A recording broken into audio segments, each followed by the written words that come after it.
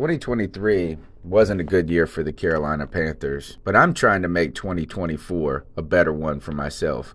Get started on your resolutions with Factor so you're ready for the new year.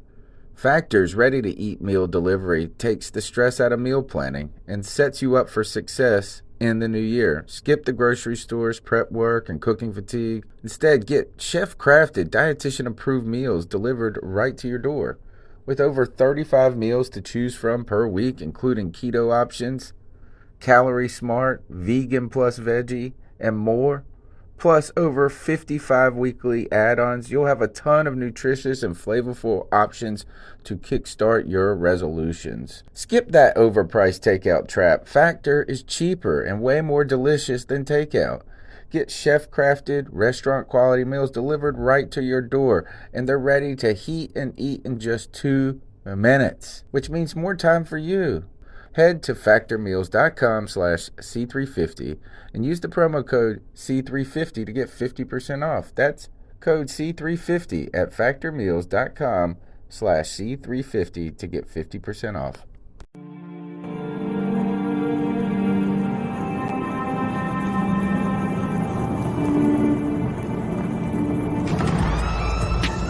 In a world where Carolina Panthers fans have an insatiable thirst for Panthers news and opinions, only one podcast roars ferociously.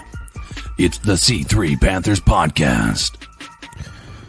What's up, Panther fans? It's your boy, the Professor, a.k.a. Tony Dunn. It's the C3 Panthers postgame show where in another week, the Carolina Panthers fall again 29-21 to our division rivals, my most hated team, the Atlanta Falcons. It always hurts so badly when we lose to the Falcons.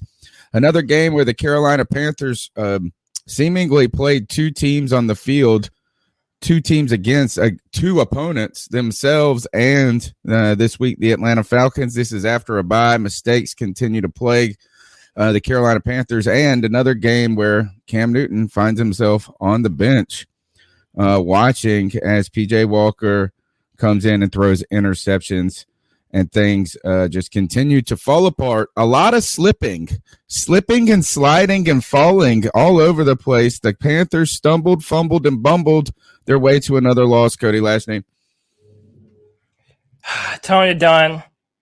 Matt Rhule needs to be fired effective yesterday.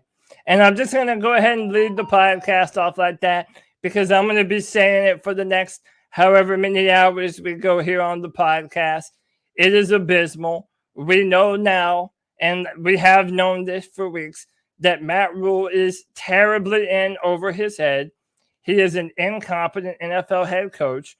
And the fact that Cam Irving and Dennis Daly continue to get trotted out on the left side of the Carolina Panthers offensive line just to mess everything up, get destroyed on seemingly every play is absolutely unacceptable. But Tony Dunn, let's not lose sight of the prize. We're here for the people who come here for that Panthers therapy session. And you know we're here for them. We're here for the best Panther fans in all of YouTube. You know them and love them. I'm talking about Keith 2X, Brad Holt, The Real Zero Chill, Fade to X, John Jenkins, Lance Kubiak, Roosevelt Mongo, Sarah Taylor, Rockhead 81, Tony Dunn. Ain't nothing to it but to do it, brother. Let's roll. You can be a part of the show by calling in at 252-228-5098. That is 252-228-5098. Call and leave voicemail. You have up to 3 minutes to let us hear your thoughts. We'll play it on the show and react to it. CK, do you feel the same way as Cody Lashney? Is this Matt Rhule? Is this Matt Fool? That's the problem. It seems like it's collective at this point, and it's a collective. It's a collective issue, but you know, I said it on Twitter. I said it in the middle of the game. I said it after the Cam Newton fumble, where he tripped and fumbled, trying to hand off to Chuba Hubbard. When your motto as a head coach coming into the season is "Don't beat ourselves," and all you have done as a head coach and as a squad has beat yourselves, that falls back on coaching, right? It means that people aren't buying in. They're not picking up what you're putting down. They have beaten themselves on almost every game that they've lost has been, yes, they played against incredible, teams, right? But at the same time, they've also, or not incredible teams, they've lost to some really shitty teams, but they've also just beaten themselves with dumb decisions. Be it from the coaching staff making dumb decisions, be it to the, players making dumb decisions. I mean, at this point in time, I don't even know why they still bring up that we have the number 2 passing defense in the league. The only reason we have defense at all. The only reason we have the number 2 passing defense in the league is because they get a lead and all they have to do is run. Whereas in most games, there's a competitive nature to it. Our games have not. Like almost every time that we've lost, it's been because these guys just continue to run over us and run over us and run over us. It's absolutely a Matt Rhule problem. It's just a coaching problem in general. And listen, I'm ready for the change. And I like, Cody might say it needs to happen sooner rather than later at this point in time. Smack that thumbs up button like the Falcons smacked the Carolina Panthers today, or actually how we smacked ourselves. Felt like I got beat up by my own mama right on the field today. So smash that thumbs up button. Don't beat yourselves. Good Lord, it's tough. We got Drew in the house. What's up, my man? What's going on, fellas? I pulled out my Cam Newton jersey today, and oh gosh, it was rough. It was rough. I got a box of I Stand With Cam t-shirts that just came in the mail, reprinted. I feel like I'm gonna have trouble selling those suckers now. I mean, hey, look, can we just jump into this? Like, look, I know a lot of people are gonna, say bad things about Cam. And once again, Cam was not great, but Cam was not the problem today either. Even on the pick 6 that happened earlier in the game, Jonathan Vilma, who me and CK are both going to trash for his analyst work today, actually made a good point in that it was just a good defensive play call by Dean Pease to rotate that linebacker back into coverage, slip him across the formation, and Cam just didn't see him there. Cam did not expect him to be there. Unfortunately, it went to the house. And, even that fumble, that was on Cam. He shouldn't have extended out and tried to hand the ball off. But again, it's one of those split second, trying to make a play, bad moves that ended up being a fumble. And he knew that it was on him. But Cam also made a lot of good timing throws today. And thank God for Cam Newton's ability to scramble. Because every other play, either Cam Irving or Dennis Daly or Pat Elflin or someone is getting absolutely destroyed en route to the quarterback. We all knew coming into this matchup that the Atlanta Falcons had a sorry defensive line. Well, why is it that they were able to blow up almost all of our pass plays at the end? They were out physicaling us. They were more aggressive.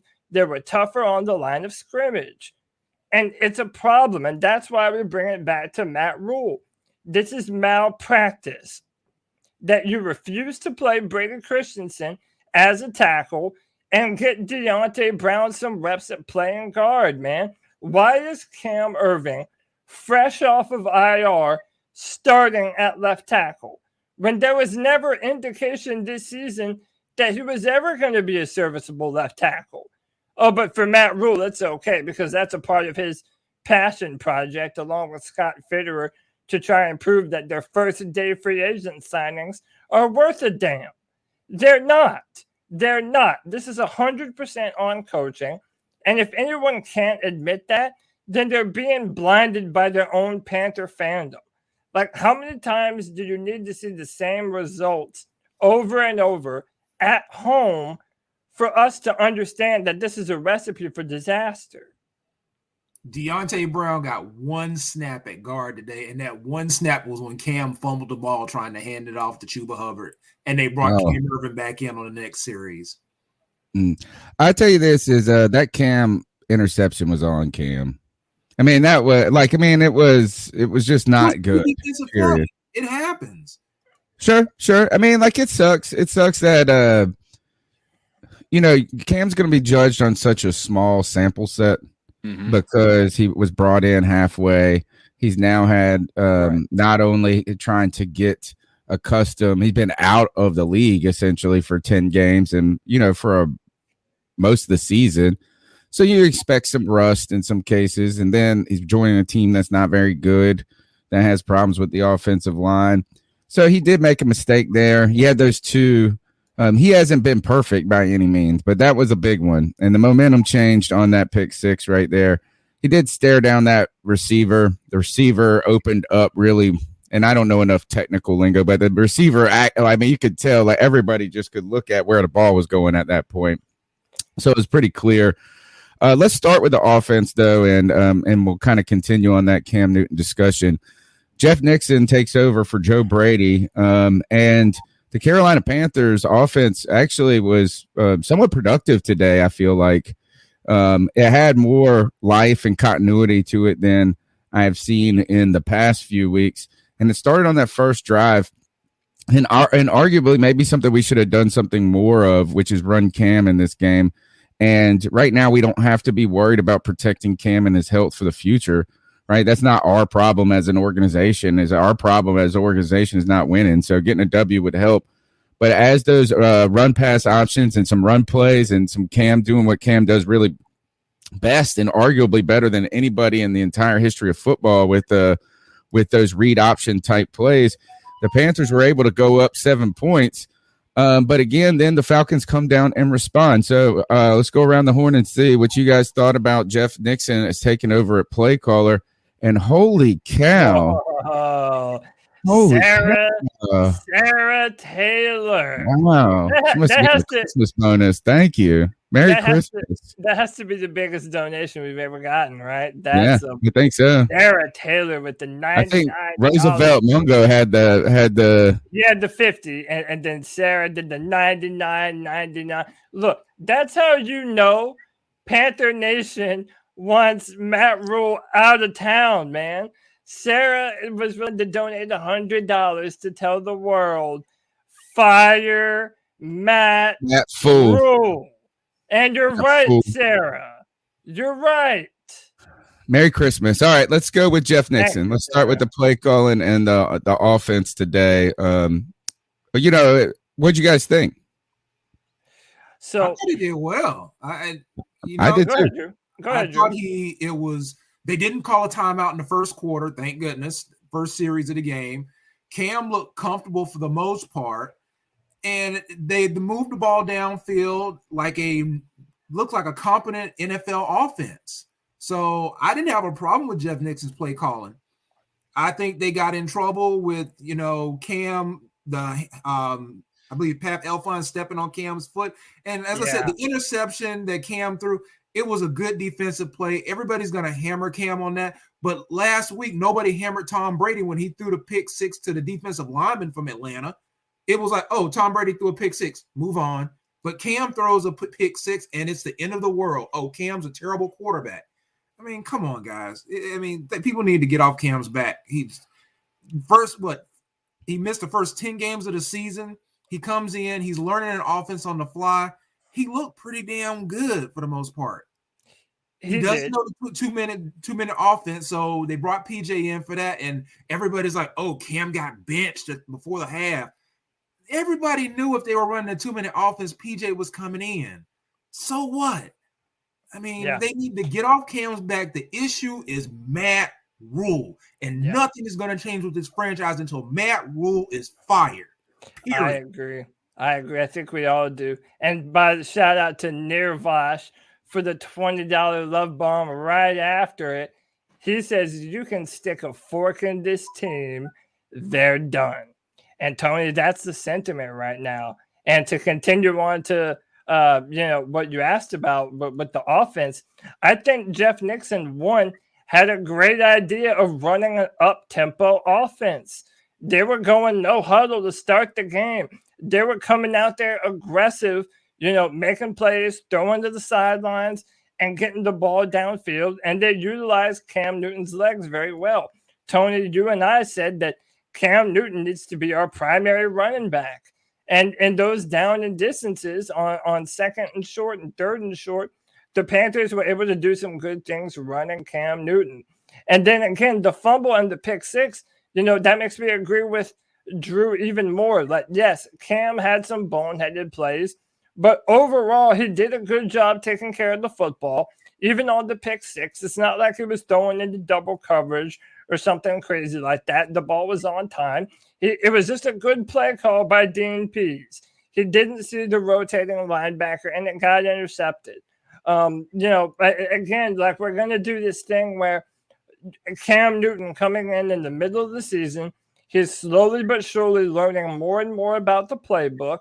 And then even still, you fire your offensive coordinator, which, by the way, you have to think that Joe Brady is at home feeling vindicated right now, right? He's like, oh, I'm the problem with the offense? Well, what about what you just put on the football field? So, I mean, there's a lot of blame to go around, Tony. I have to also continue to put it on Cam Irving and Dennis Daly.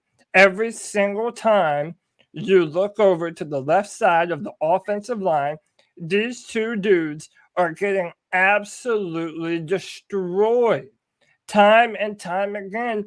And by the way, Matt Rhule doesn't run out of chances to give them. He'll give them a third chance, a fourth chance, a fifth chance before he ever puts Brady Christensen in that position just because of his short arms. It's ridiculous, Tony Dunn. This is on coaches, man. CK, your thoughts on the offense today as someone who was a very early and vocal critic of Joe Brady. How'd you think Jeff Nixon did in his debut? Well, I mean, like you said, I didn't see enough from a play calling perspective I think he did what he could today, right? I didn't see, like, they did run a screenplay that actually worked for the first time. That was pretty nice to see that. But outside of that, I think there's only so much you can expect from a college, coach that's never really coached at this high of a level, in his career. Going up against, with really 1 week of preparation to install his own offense. I don't think he's really done anything different than what they were already doing. Like, that's the thing I think people don't realize is when they fire an offensive coordinator, the installations from that offensive coordinator don't just disappear. It's what this offense knows. They're not going to rewrite the entire playbook. So, to be fair, from that perspective, I think he did all he could do with the fact that he was going to still be running the same plays that were in the playbook that he's been, they've been running pretty much all season. Tony, we have a competition going in our chat room. In our chat room, we have a competition going. Roosevelt Mongo felt. Oh my God! He felt disrespected that Sarah gave overtook the largest donation. So Roosevelt Mongo had to come in. And hey, you guys are paying for this therapy session, man. We love you. We appreciate you. We never ask for money, but it's always appreciated. C3 Panther Nation, we love you, man. Roosevelt, you're the homie. Sarah, you're the homie. We love you. We even got another donation while we're sitting here talking about this donation from Priscilla Addison Crosby, who says Matt Rhule needs to go, and Phil Snow. Cam looks like an absolute fool. His career is over, and I don't know. Wow, that even kind of rhymed at the end. Thanks for look, thank you very much. Merry Christmas to all of you. We appreciate the support, and the greatest support, and I hope this doesn't undermine those donations, is just you guys being here. Right, is from the people that come on Fridays, from the people that check out our work on Wednesdays and Thursdays. You guys have been a great part of my life. This has actually been very important to me, and just like my personal self, man, is us getting up here, making good friendships, making and trying to build a good community where we get to share our thoughts, our opinions, and our frustrations at this time. So we thank you for your support. You can continue to support the show by calling in at 252-228-5098, as well as smashing the thumbs up button. You guys are fantastic. And let me know, I tell you this is right away, this show is off to a better start than the Carolina Panthers. Yeah. Oh my gosh. Look, I want to give Jeff Nixon a lot of props today. Sure. I think he deserves a lot of credit for First, if you guys watched his press conference throughout the week, I wouldn't be surprised if Matt Rhule got fired if he was named interim head coach. Like, he was very confident coming in. I mean, not like in his press conference, he didn't look shook. He didn't look like he was, oh, crap, I'm taking over something that's a disaster and this is going to be, he was very excited about the opportunity, very confident, very articulate, and I think direct in what he wanted to do. And today's game, I would say, what we go say it's called masterfully, but no, it's like on short notice, developing a relationship with a quarterback that has limited time, kind of taking over and taking a leadership role of what this offense could be today. The offensive play calling was not in the way. The communication was not in the way today. And on top of that, look, we ended the game with 3 timeouts. We had all our timeouts. And I think that speaks a little bit to the fact that we hadn't had a bunch of screw ups in the throughout the game. Maybe I'm wrong on that because that was the second half where they just ran all over us. But I thought that, and for the first time, we did see an up-tempo. Is that the first time we've seen up-tempo offense for the Carolina Panthers? Maybe in the entire Matt Rhule tenure? I can't remember. I mean, I'm sure there's been a moment where we've done it a little bit, but it seemed very intentional today. And you know what? Is that it's almost like they didn't even know Cam Newton for a long time. That's what he was best at when he was at his best, is take the thinking out of the game, take the overcomplication out of the game. And I think we overcomplicate football sometimes. Hat on hat, get to the, put a hat on the hat, hit the hole and go. See the open man and throw the ball to him. So I want to applaud Jeff Nixon today for his effort. Probably rising the ranks in the coaching staff as the best coach on the team already. Now let's turn our attention to the defense quickly before we get into the cat calls. We'll do defense, and we'll also talk about Matt Rhule for a moment. The defense, this is one of those games where we get to make the stupid mistake or the stupid excuse that they've been put in tough situations. I don't think so. But they're not that good. They're not that good. And, they left 3 interceptions in the first half out there that could have been a difference maker for us. At least they're playing defense and they're getting to it and they're doing some things there. But, boy, we cannot stop the run. And if I hear anybody all season long, run left, run left. I heard them talk about it a million times today. There is no way that we stop anybody. So let's start the discussion. Did Derek Brown start today, and how did he play? So he did, and I thought early in the game, tell me if you guys agree or disagree, I thought early our defensive line looked pissed. Him and Daquan Jones, I thought they were aggressive. I thought they were getting into the backfield. But, man, then they got tired, and then every single time the Falcons decided to run left, the Panthers did their best Derek Zoolander interpretation. I can't turn left, okay? They couldn't turn left. They couldn't block anything coming from the left, and the Falcons kept on doing it. We had 0 sacks today. Then early in the game, they were absolutely picking on C.J. Henderson. They were just throwing right at him, and a lot of times he made a couple of good plays. I feel like today. He made some good plays, but earlier on in that game, he just got worked, man. He just got beat. There's no other way about it. And then how about at the very end, when the Panthers still have an opportunity to win the football game? It's 29-20, I believe, or something like that. It might be 21-29. And then they put Kyle Pitts in motion, and there was no one on Kyle Pitts, their best player, and they threw the ball right to him. They convert, and they're able to run out the clock. I think that was where Jermaine Carter fell down. Didn't he? Jermaine Carter Jr. was going to make the play. He could have, he was reading it right, and he would have gotten a stop there, and he just slipped and fell. Another example. Either way, Either way, even if it did fall, our linebackers are slow and they're not very strong. Like they're average athletes playing linebacker, and we expect them to do Luke Kuechly, Thomas Davis type of things. They're not those kinds of players. So it was bad all the way around. And I think if we were going to be so hard on Joe Brady and Matt Rhule, I think Phil Snow is in over his head at this point. I think he has good players, but now when the opposing team needs a big play to stay on the football field, especially if we're at home, they're almost guaranteed to get it. That's the sad part is when, and I heard this in the Panthers post-game show, so I don't want to take credit. I thought it was a good comment from, but I don't forget. It's the one where Eugene Robinson does it, like after the game. And said that it feels like every time the other team needs a big play, they get it. And every time the Panthers need a play, they don't get it. Whether it be a third down conversion, a fourth down conversion for us today, just don't get it.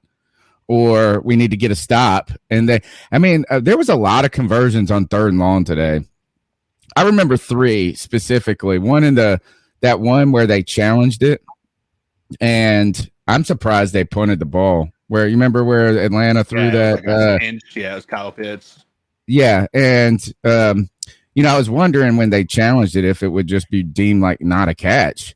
It was close, but that was still right on the line. I mean, like that was a first down pretty much to me.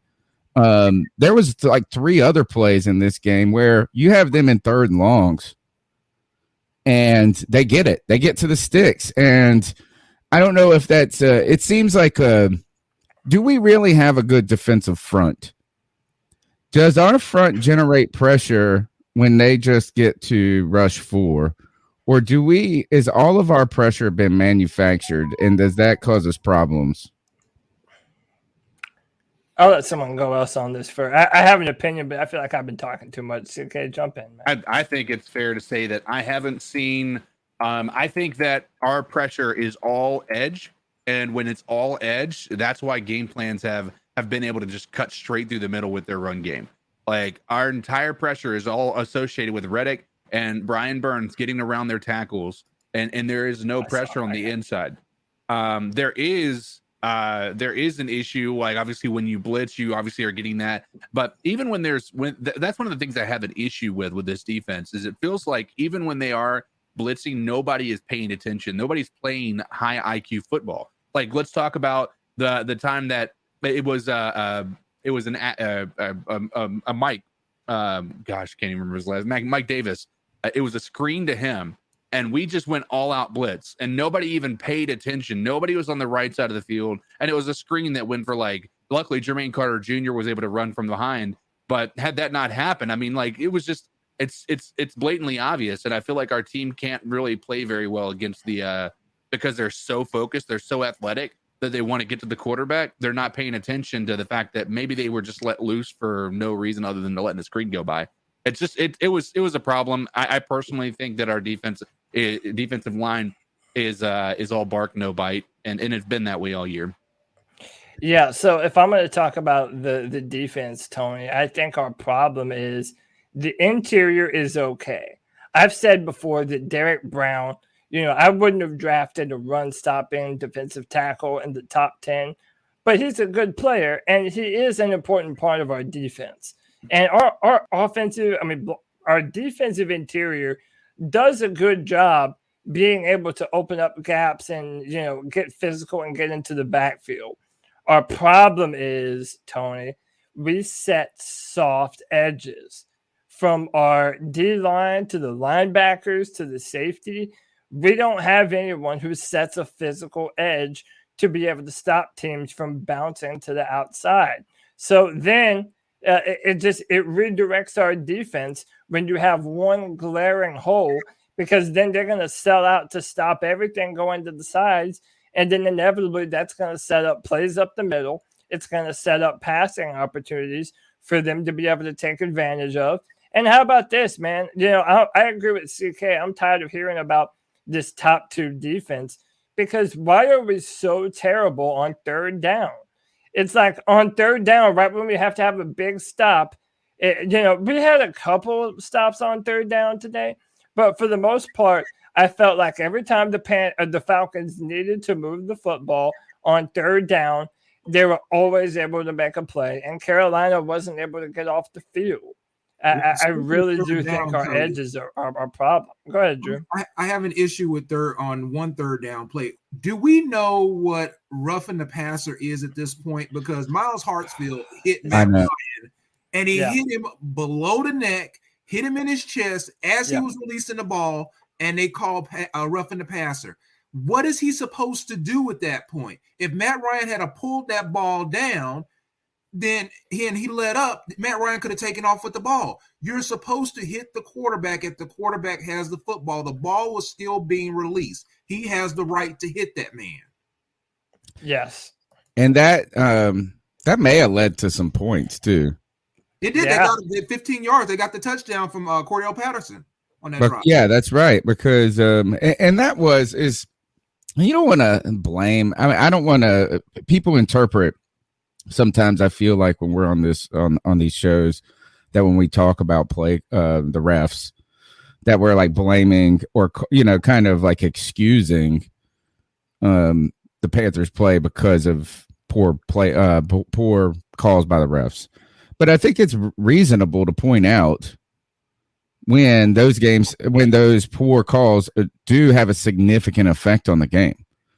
And that is one of those that like you go from really, and where are we down? We were down 14-7 at that point or something. What was the score at that point? I think that was after the pick six. I'm not 100% sure on that.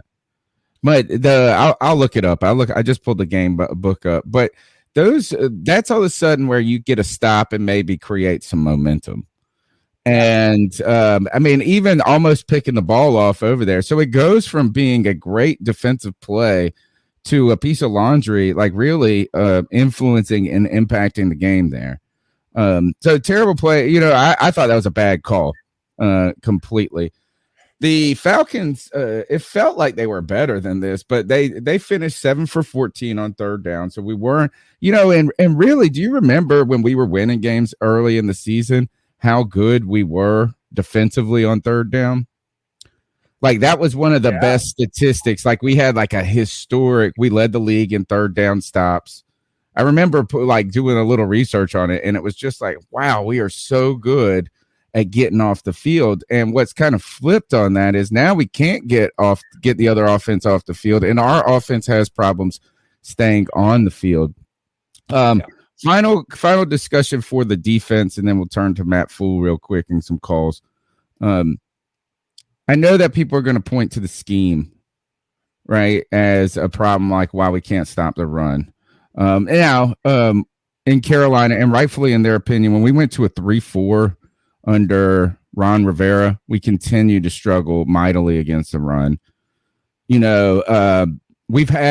team has not been good against the run for several years now. Is it scheme? Is it personnel? Is it both? Because I feel like you can run a 3-4 in the NFL and not be just atrocious against the run. I feel like we didn't just run all over the Steelers every time we played them, and the Steelers run a 3-4. John ran a 3-4, and our run defense was fine. I don't know. Did he? I don't think he did. Kevin Green and Lamar Lathan. Oh, that in the early part. Because we were 4-3 when we had Pep and I'm sorry, not John Foss, Dom Capers. I'm sorry. Oh, okay. Yeah. I mean, look, man. I kind of feel like let me just follow up with this real quick, Mike. Cody, is when I say that, is it scheme, personnel, both, and this and that? We also have the decision to if we need to extend or re-sign Hassan Reddick.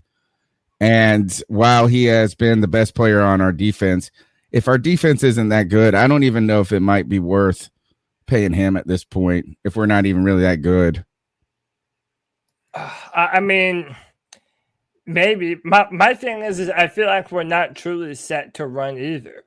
We're not properly equipped to be a 3-4. We're not properly equipped to be a 4-3. It's like we don't really have the necessary players on defense, and we all thought that we did We thought that between Yeturgos Matos and Marquise Haynes and, Fox and then Brian Burns, of course, that we would be able to set a more physical edge. But a lot of our younger players are not where we thought they were, which, by the way, I'm at the point where it's like, knowing how our coaches are, I don't even know how much I blame their underdevelopment on them. Like, I don't know that we're seeing that Brian Burns just isn't a dog. I feel like a lot of our players are victims of the coaching staff. I mean, if we're all really finding out that Matt Rhule is as trash as we think he is as a coach and as a talent evaluator, then why would we ever expect him to get the most out of Brian Burns or DJ Moore or CJ Henderson or JC Horn whenever he comes back, or any of these offensive players? I mean, it really has us wondering about what we have on this football team when the people that are supposed to be building them up don't seem capable of doing so. And that's kind of frightening to me, especially knowing that we don't have much longer with these players. I mean, decisions are going to have to be made very soon on guys like DJ Moore and Brian Burns. And before you know it, we're going to be talking about Jeremy Chin and potentially having the same conversation with him, all because we waited too long with these coaches that, frankly, just don't know what they're doing too much. Hey, guys, I want to thank you for letting me come on, but I got two little upset Panther fans that I got to go grab. So I appreciate you, bro. Keep pounding. I'll just say fire Matt Rhule. Fire Matt Rhule. Appreciate you, Drew. All right, see you. The number is 252-228-5098. That's 252-228-5098. We'd love for you to be a part of the show. Call in, leave a message. We'll play it. Also, subscribe to the C3 Panthers podcast. We do work on Sundays, Tuesdays, Wednesdays, Fridays, and whenever breaking news comes up. We've been trying to keep pounding, I guess you would say, when it comes to the production of the show and the content. We appreciate your support and all the time you give us and all the support you've given us today, even monetarily. So thank you very much, and Merry Christmas. We're going to stick together. The C3 Panthers podcast will persevere, just like the Panthers will one day. Let's go ahead and get into the calls before we talk about Matt Rhule. Before we even do the calls. Okay. We have a bunch of super weird and depressed freaks in the chat room right now. And you know what? Today was a bad day for them. But they come to this therapy session for a reason. To not only feel better about themselves, but because they want to be shamed. Ladies and gentlemen, we have witnessed the rise and the fall of the Carolina Panthers, and you've come here for every second of reaction. But yet, you come and join and you don't hit the like button? How dare you? How dare ye? And I say, subscriber shame. Subscriber shame. 209 strong viewers watching. 81 thumbs up. If you haven't done so already, hit the like button. Hit the subscribe. Hit the notification bell for every single time your boys go live. We're here all year round, y'all. When there is Panther football to be sad about, and when there's time to be sad because there is no Panthers football, we are here for the fans. Hit the like button. Hit the subscribe. That's all we ask, man. That's all we truly ask. Tony Dunn, let's jump into these cat calls. I'll make sure I got my settings right. I always got something jacked up, I'm sure. So what are your thoughts on catcalling? Yeah, it's pretty you shouldn't do that to somebody. And how did that make you feel? Very uncomfortable. So how do you think catcalling makes the person feel? It feels good, like... Who's that cat sitting in the back corner with his face buried in his nose? Who's that kid that can use one?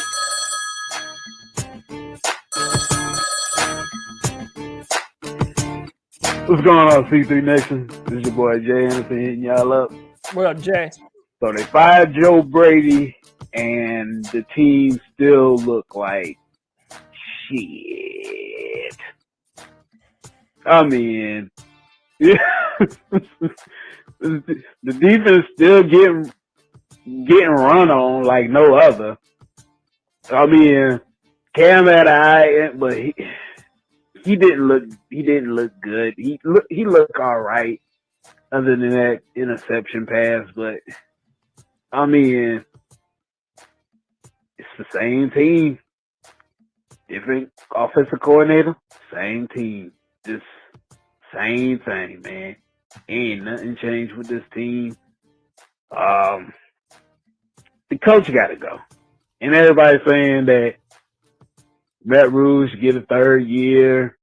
He might get a third. He might get a third year.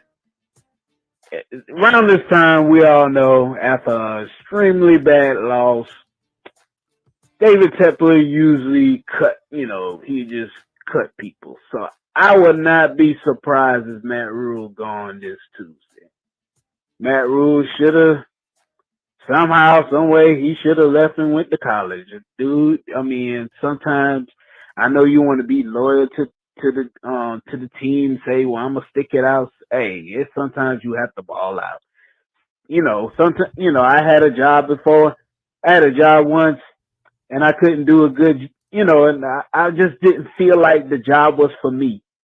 And it's not like I just quit on the job. It's just like I knew it wasn't for me. And I had to go back to where what I used to do.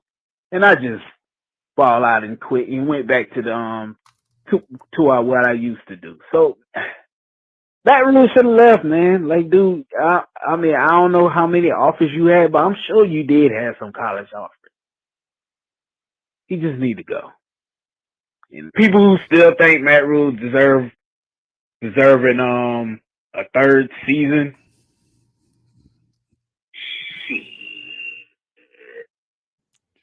That right there. Jay Anderson, on time with the call. I kind of randomly picked the first call that I play because, we'll go back and play some that were called like in game because there's going to be a couple in game reactions. But I just wanted time. The first call was like a post game start and reaction. And boy, did he nail the conversation that I really want to go to next anything. And that is the Matt Rhule era and what to do, what will happen.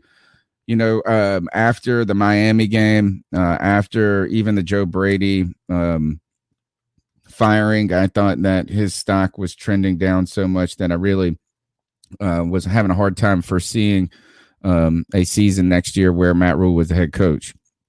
I don't think he's going to be fired in season because I don't think we have the coaches to appoint an interim unless it's Jeff Nixon, which would be crazy. Play it here. Yeah, it's a better resume than Matt Rhule by far. I mean, it kind of so. But the thing is over the past week, and I heard Jeff Nixon come out and talk, and then I was like, kind of got a little excited about the Panthers again. Then you get they come out and score on this first drive, and I was like, man, what if we come out and win this game? And my friends keep telling me, like, hey, if you look at the actual like playoff hunt, the Panthers win this game, then you're starting to look at who's got the tiebreakers, and you can maybe even make a playoff run. So over the last 5 days, my belief, and I've run into some people that firmly believe that he's going to get another year. And these kind of opinions weighed on me, right? Like they were starting to challenge what I felt was like a firm belief that Matt Rhule would be fired. But if I really gather from the sense of the chat room and from the first call right here, that my initial impression that Matt Rhule is not going to get a third year may be right or trending in the right direction. You guys, Cody, you mentioned it earlier, your thoughts on Matt Rhule and what's really coming to fruition this year. I just don't know David Tepper, being how short-tempered he is, how aggressive he is in wanting this team that he just bought a few years ago. He wants it to be a contender. And I don't know how you can continue to be this disappointed at the end of every season and think that these are acceptable results. Again, we're going to have a little test of David Tepper's ego, because for him to fire Matt Rhule would mean that he would have to admit that the first coaching hire that he made as the owner of the Carolina Panthers was an absolute failure and an abject bust, Tony. I mean, you went out and hired a college head coach, a college DC, a college offensive coordinator. Quite simply, there wasn't enough tenured NFL coaches on this football team to be able to put us in advantageous positions. On top of that, it has become glaringly and just absolutely obvious that Matt Rhule cannot evaluate talent. And I want to make sure that I say it using those words, because evaluating talent is a part of the job. If you're not able with your own eyes as the head coach to see that Cam Irving can't play left tackle, then you're kidding yourself. I mean, not seeing that Dennis Daly gets worked every time he plays left guard, you're kidding yourself. Either you're a glutton for punishment or you genuinely have no idea what you're doing.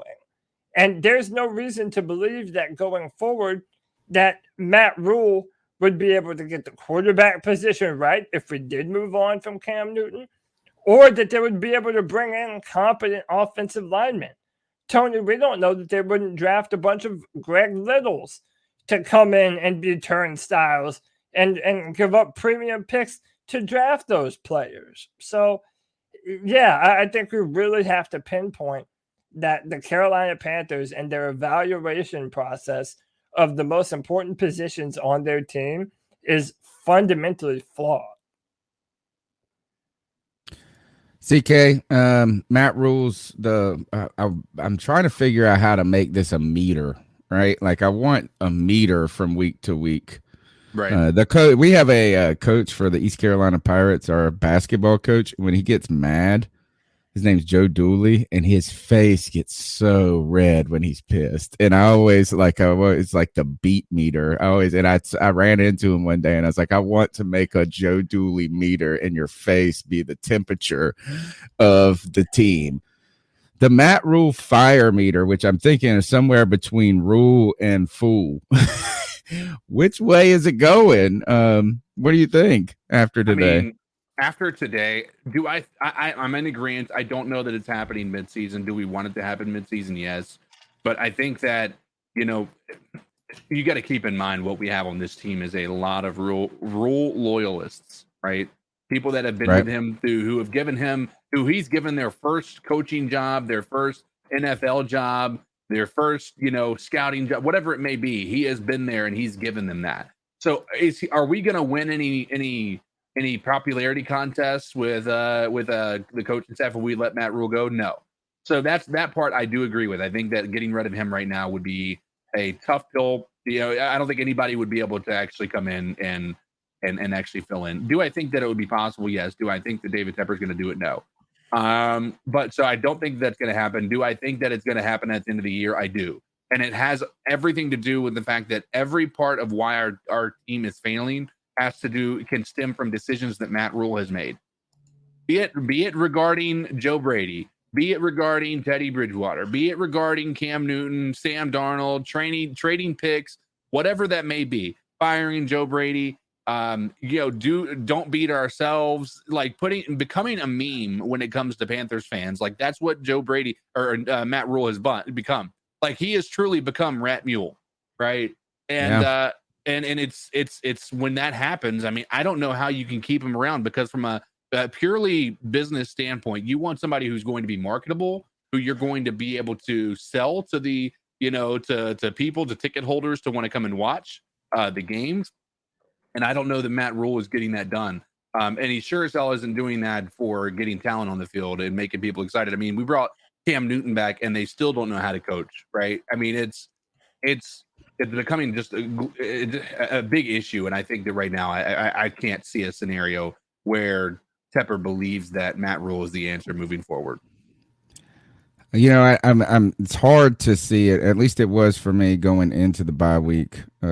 I would actually say this is my kind of vigor to fire Matt Rhule after today has waned a little.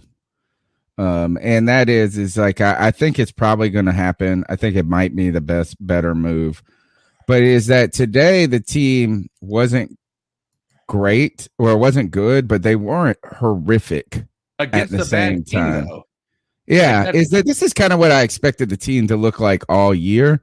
It was how horrific they looked in those moments earlier in the season. I mean, the Miami game, the New England game, the Giants game are 3 games that epitomize that kind of just, I mean, nothing was good. Nothing was good. And that, so I think here is that you start to see, or there might be an argument that like, hey, if he gets an offensive, like he could do better with a quarterback in an offensive line. Like who couldn't?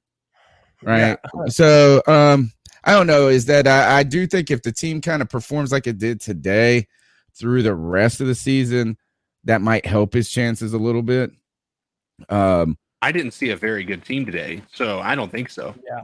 And not a good team, but they weren't just like, look, is that the Falcons, and to be actually, you're maybe to lend credit to y'all's position on this, the Falcons weren't very good today either. Right. 100%. They weren't just spot on, and we didn't sack Matt Ryan at all, and they still weren't that great. It was like it was almost like no one wanted to win the game for a minute. After they tied the game, we went up 7-0, and then they scored a touchdown. And then from that point on, we never led. We never led the game again. And Tony, there's a saying that division games count for double. So the fact that we do not win at home. I mean, we just don't. The Carolina Panthers do not win home games. We already beat the Falcons earlier this year. And then we lose to them at home. That situational football thing. We're tied at 5-7 with the New Orleans Saints and the Atlanta Falcons. And you come up and put an absolute stinker of a football game. Dude, it's embarrassing, man. It's absolutely embarrassing. And to me, this lends credence to the idea that he needs to be fired and fired fast. Because if you're, these are the games that matter most. Everyone was saying that the Panthers are still alive. We have hope to be a playoff team, but you have to beat your division rival at home when it matters the most, when you're playing meaningful football in December, which we were. Now the Panthers only have one more home game this year, and it's against the Tampa Bay Buccaneers. We haven't, how about this? I saw this on Twitter, Tony. We haven't had a home win in December since 2017, I think. When was the last time we won the home opener? We won against the Jets, right? That was a win at home. Have we won any other home games? Is that the only one? So we also we beat the Jets. We beat Houston. That was on the road. We played 2 home games back to back. So maybe we started at home with 2 wins. So we beat the Saints at home. Yeah, the Jets. We beat the Saints at home, and we beat the Jets, and that's it. The Texans on the road, the Cardinals on the road, and the Falcons on the road. All right, 252-228-5098. Should Matt Rhule be fired? Should he get another year? Was this game as bad as you expected, or is you're kind of like me? This is the product you kind of expected from the Panthers all season? Let's go with the next call. Smooth T here from Electric City. What's up, Smooth? Carolina Panthers. These mugs, no, these fools get paid a lot of money to play football, but they look like they never played football in their life. Everything they do looks so hard. Everything on offense looks so hard to do. Everything on defense looks so hard to do. The second best passing defense? How? Can someone explain that? How are they the second best? See, you got a good explanation for this. The worst offense when it comes to hits allowed on the quarterback. And we got the second best passing defense, and they can't even get to them. What kind of joke is that? I have a good explanation for it, and you guys are ready for it. Like he's lost. Dante Jackson, you're still a bitch. Oh man, throwing some shade there. All right, so my explanation as to what is going on, why this is the number 2 ranked defense in the league, is when we lose, we are losing by the first half, or at least the third quarter. So for by the last 2 quarters at least, or at most last quarter and a half, the teams have to stop. They stop having to throw the ball. Like, it's pretty easy to make your stats look really good as a defense from a passing standpoint when you guys aren't actually stopping people, right? Because then it's able to, like, let's keep in mind, we've had the defense given short fields because of turnovers. Some of the games have been out of hand because of a pick six similar to today. Like, I mean, we can't blame everything on the defense. The defense has been one of the most, one of the only parts of this year that we find somewhat entertaining to watch, at least at one point. So I'm not putting that entirely on them, but like that's part of it. If you guys think about it, like when we're losing, they don't run the ball. I mean, they don't throw the ball. Like, I mean, when we lose, they know how to just beat us, and they're slamming the rocks down our throat. Like, it's just the reality of it. Yep, like, I don't feel confident. Like, at this point in time, I could see a scenario where the Bucks, even if they haven't clinched a number 1 seed, are so unafraid of the Carolina Panthers that they sit their starters. Even if they haven't, like, I could see that. It's a disrespectful thing. Oh my gosh. Look, I got a special one from you. Here's Kevin from the stadium. Hey, this is Kevin from Charleston. I'm at the game right now, and my God, what the fuck am I doing here, man? Like, can we bench Matt Rhule? It's halftime right now. Like, fuck, why did I come from Charleston all the way to Charlotte to see this shit? Matt Rhule is a college coach. Go back to fucking college. And the defense, I'm sorry, there was 3 interceptions in that game that could have happened. And we walk away with none. I mean, this is embarrassing. I'm sorry. I'm going to have to fight a Falcons fan right now. Do it. I'm about to give you another beer. Don't do it. I'm going to Get fuck the up beer. a Falcons fan. To show some fight and life in this fucking stadium. Something, God damn it, this is fucking bullshit. Oh, dude, I've been in this. I've been in that that feeling before. I've had it. First of all, the reason I hate the Falcons so much is because they've beaten us at home a lot. Did you see the stat that he has, Matt Ryan has 17 wins against the Panthers, like more than any of his other opponents. So he's beaten the Panthers more than he's beaten the Saints, more than he's beaten the Bucks. Right. I was at this game. So the real reason I hate the Atlanta Falcons as much as I do is that, some people they hate the Saints so much. For me, again, I'm mentioning that I'm an ECU alum. We had some decent football teams in the past, but Virginia Tech used to own us for a long time. And they had the Vick boys. They had Mike Vick, Marcus Vick. Both of these kids fucked us up. Mike Vick, though, just destroyed us for 2 years in a row. I mean, absolutely destroyed the ECU Pirates. And then then he gets drafted to Atlanta. I'm like, fuck this guy. Then he comes and destroys my professional team. It was just this long litany I was at the game where he dove from the 5-yard line and levitated 1 inch above the ground for 5 yards and scored a touchdown. And it was a touchdown, and it ruined it. The Falcons, we beat them at their house, and they beat us at our house. It's fucked up. It's fucked up. Going back to Matt Rhule, would it be foolish to give him a third year? And would it be foolish to give him a third year, even with knowing this? Because, Cody, you defended Joe Brady, right, with this offensive line. Is that, could we not defend Matt Rhule and just say this, is that if we find an answer at quarterback and the offensive line, that maybe this can start to give him the opportunity to coach better? And I think there is some legitimacy to that point, but at the same time, he's the reason, or greatly part of the reason, we don't have a quarterback or an offensive line. And that's why it's not the same thing. Because Right. I'm sorry, but you can't tell me that Joe Brady had any say-so in offensive line personnel, People say that he wanted Teddy Bridgewater because he played with him in New Orleans. Dude, I don't even know how much I believe that bullshit. So the fact that Joe Brady was the play caller and the offense was bad, that doesn't change the fact that Matt Rhule's hands have been a part of all those decisions, like you just said, pertaining to the quarterback, pertaining to the offensive line. How embarrassing would it be if the Panthers could actually have a good offensive line right now if Brady Christensen was playing left tackle and Deontay Brown was playing at guard somewhere? We don't know. We might actually have at least an above average line, and who knows what we might be able to do with that. What Cam would be able to do with more time to throw the football, what PJ might be able to do with more time to throw the football. And then they said that they were going to give PJ Walker some packages today.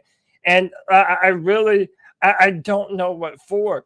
Our guy, Tim Jenkins, he even went at me a little bit on Twitter, Tony. I was like, at least when Cam Newton throws interceptions, it doesn't seem intentional. Whereas PJ, he will just, okay, I don't know if you saw this, but you remember when PJ threw that ball up for Robbie Anderson and Robbie had to go up and get it, and he just took a mean shot to the ribs? Like, that was 100% on PJ just throwing that ball up like that. And then PJ still managed to throw an interception. It's like all of this all leads back to Matt Rhule. And I feel like I know who Matt Rhule is as a head coach. He has some clear deficiencies. He is not ready to be a leader of men on an NFL level. He's in over his head, and I don't think he deserves anything. What did Tim Jenkins say? He just told me to stop. He just wrote stop. That's it. Tell him to message me back, man. He was so good about messaging me back. And then he's gotten, you know what? It's because he's on that Teddy BD now. Mm-hmm. Oh, yeah, because Teddy's playing. And then people are posting on Twitter, like official columnists and shit, that the Panthers are missing Teddy Bridgewater. I'm like, bro, that might be true, off, man. Yeah, I mean, I would say that we are. We would be better. We would be better with Teddy Bridgewater this year. I do think that. But again, I think you're right. Is like I do want to field that argument that with an offensive line and a quarterback, that the Matt Rhule team would be better put together. But that's also like a duh argument. And it's like, duh, that's what's been the fucking problem for the Carolina Panthers for the last 5 years, right? And the failure to address the offensive line in a rebuild situation, the attempt to win now at every turn rather than building. You know what? They're pulling a Dave Gettleman to me, and that is they say the right things, and then they don't do what they say.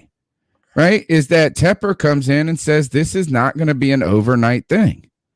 This is going to be a process. Rhule says, hey, we are trying to build for the long haul and this continuity. And then all the moves they go and make are the opposite of that. And the failure in two consecutive drafts to address the offensive line early and often continues to be a giant problem. The very fact is that whether or not Terrace Marshall Jr. and J.C. Horn turn out to be good players in the NFL is irrelevant to the fact that the Carolina Panthers have no offensive line. And the idea is Terrace Marshall Jr., you owe me $5, Cody. You owe me $5. This dude is a non-factor on this team. $5. No, you owe me. We had the bet. We had the bet. 252-228-5098. Thanks so much for the support today, man. A lot of monetary support. We appreciate those super chats. But we really appreciate you guys just hanging out with us. You can call into the show at 252-228-5098. You can support us by just hitting that thumbs up button, the like button, subscribe button, and share it on Twitter, Facebook, Reddit, wherever you hang out and talk about the Carolina Panthers. Tell a friend about the podcast. I was at a restaurant the other day, and the bartender was a Panthers fan, and I was sitting there by myself, and on the ticket, I was like, oh gosh, this is a little weird. Somebody's see me writing a note to this person. You know, it's like if you were sitting beside me and you saw me like I was like leaving my phone number, but I was just like, hey, C3 Panthers podcast, check it out on Tuesdays. I wrote it on the ticket. That's how we grow. One friend, one share. What is Pat McAfee's saying, CK, about the share the? It's something a friend. Be a friend, share. Tell a friend. Be a friend, tell a friend. I like it. All right, let's go to the next call. Hey guys, Kyle from VA. It's halftime. We look like shit. Matt Rhule bench Cam Newton, and for all the fucking Walker Wonder fucking fans out there, that dude is garbage. He sucks ass. I don't want to hear shit about PJ Walker. I'd rather have Will Greer in there. PJ sucks. You keep benching Cam. Like for what? Both of these dudes are gonna fail until Matt Rhule learns how to fucking put his offensive line in the places they're supposed to be. Like he has a fucking fetish for Cam Ervin, bro. Cam Ervin was like a third stringer on Dallas, and he's like, no, he's apparently a fucking franchise left tackle. And Brady Christensen, I drafted him as a tackle. He had the best game as a tackle for us this season, but I'm a right guard. Fucking dumbass, dude.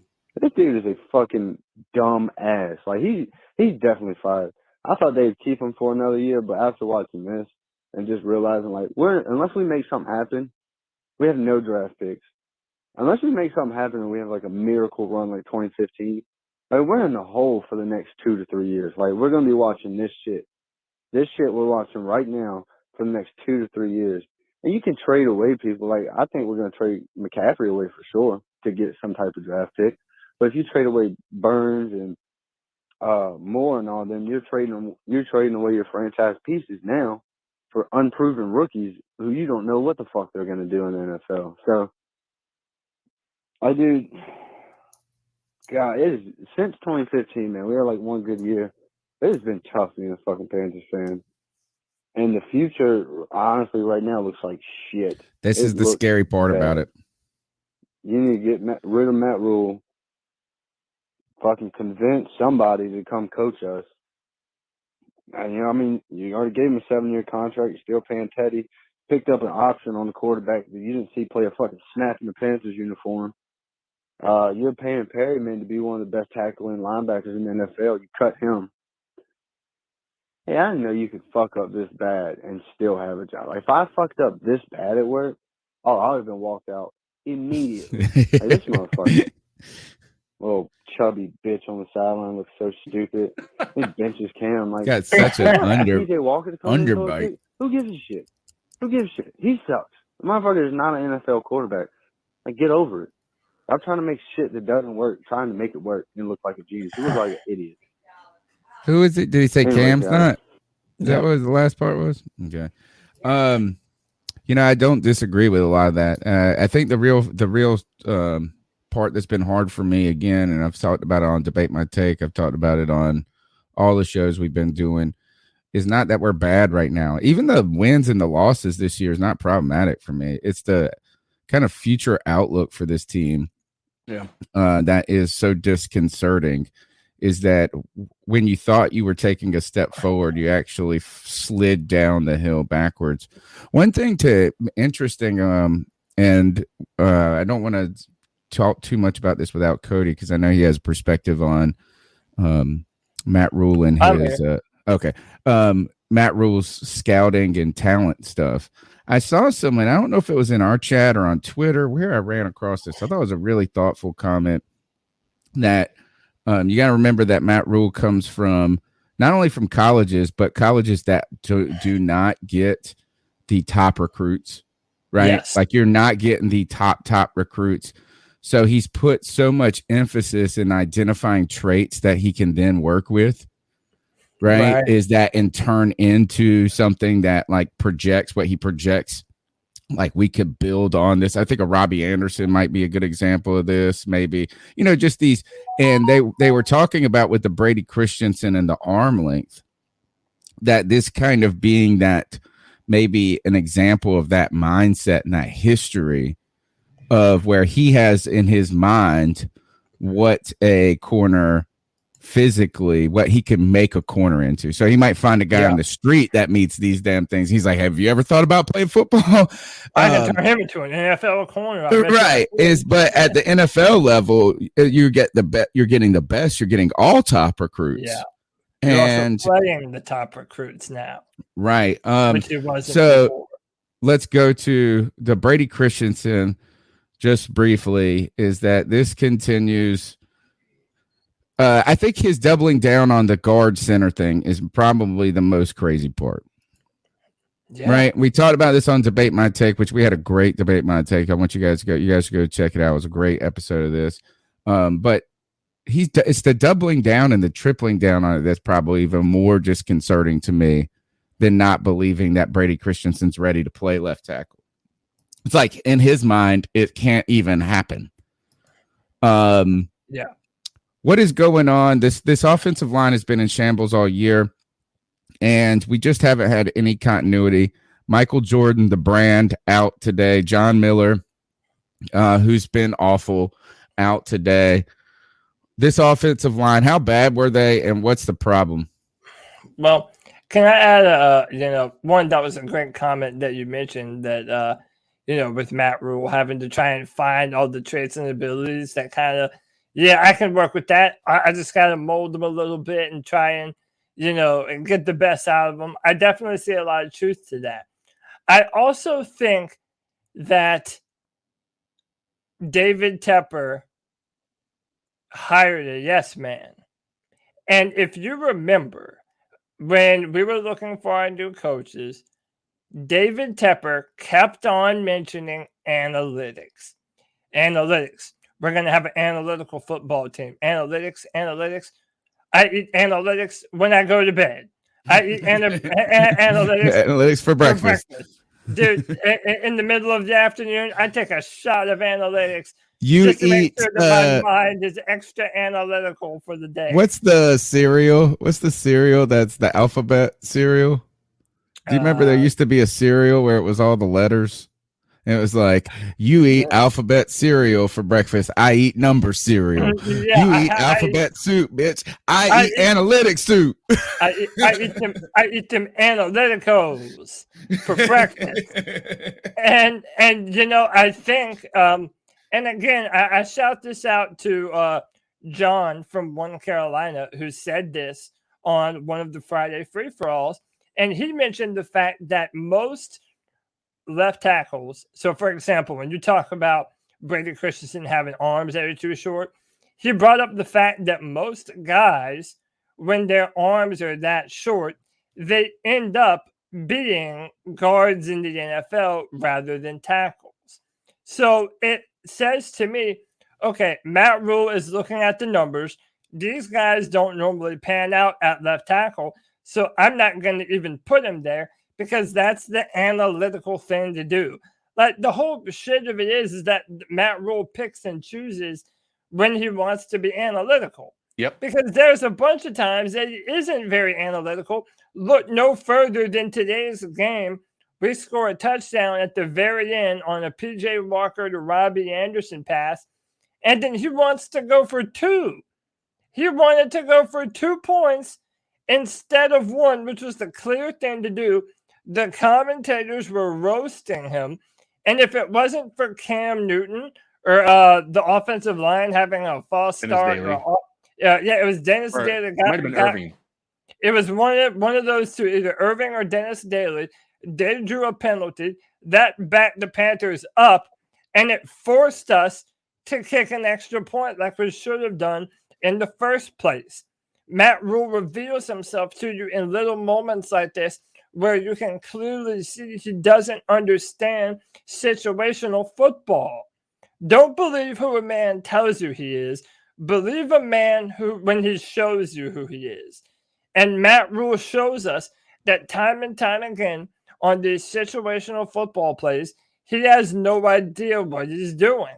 He has no idea what he's doing when building an offensive line, where who he's going to start, who he's going to bench, why he would put P.J. Walker in over Cam Newton.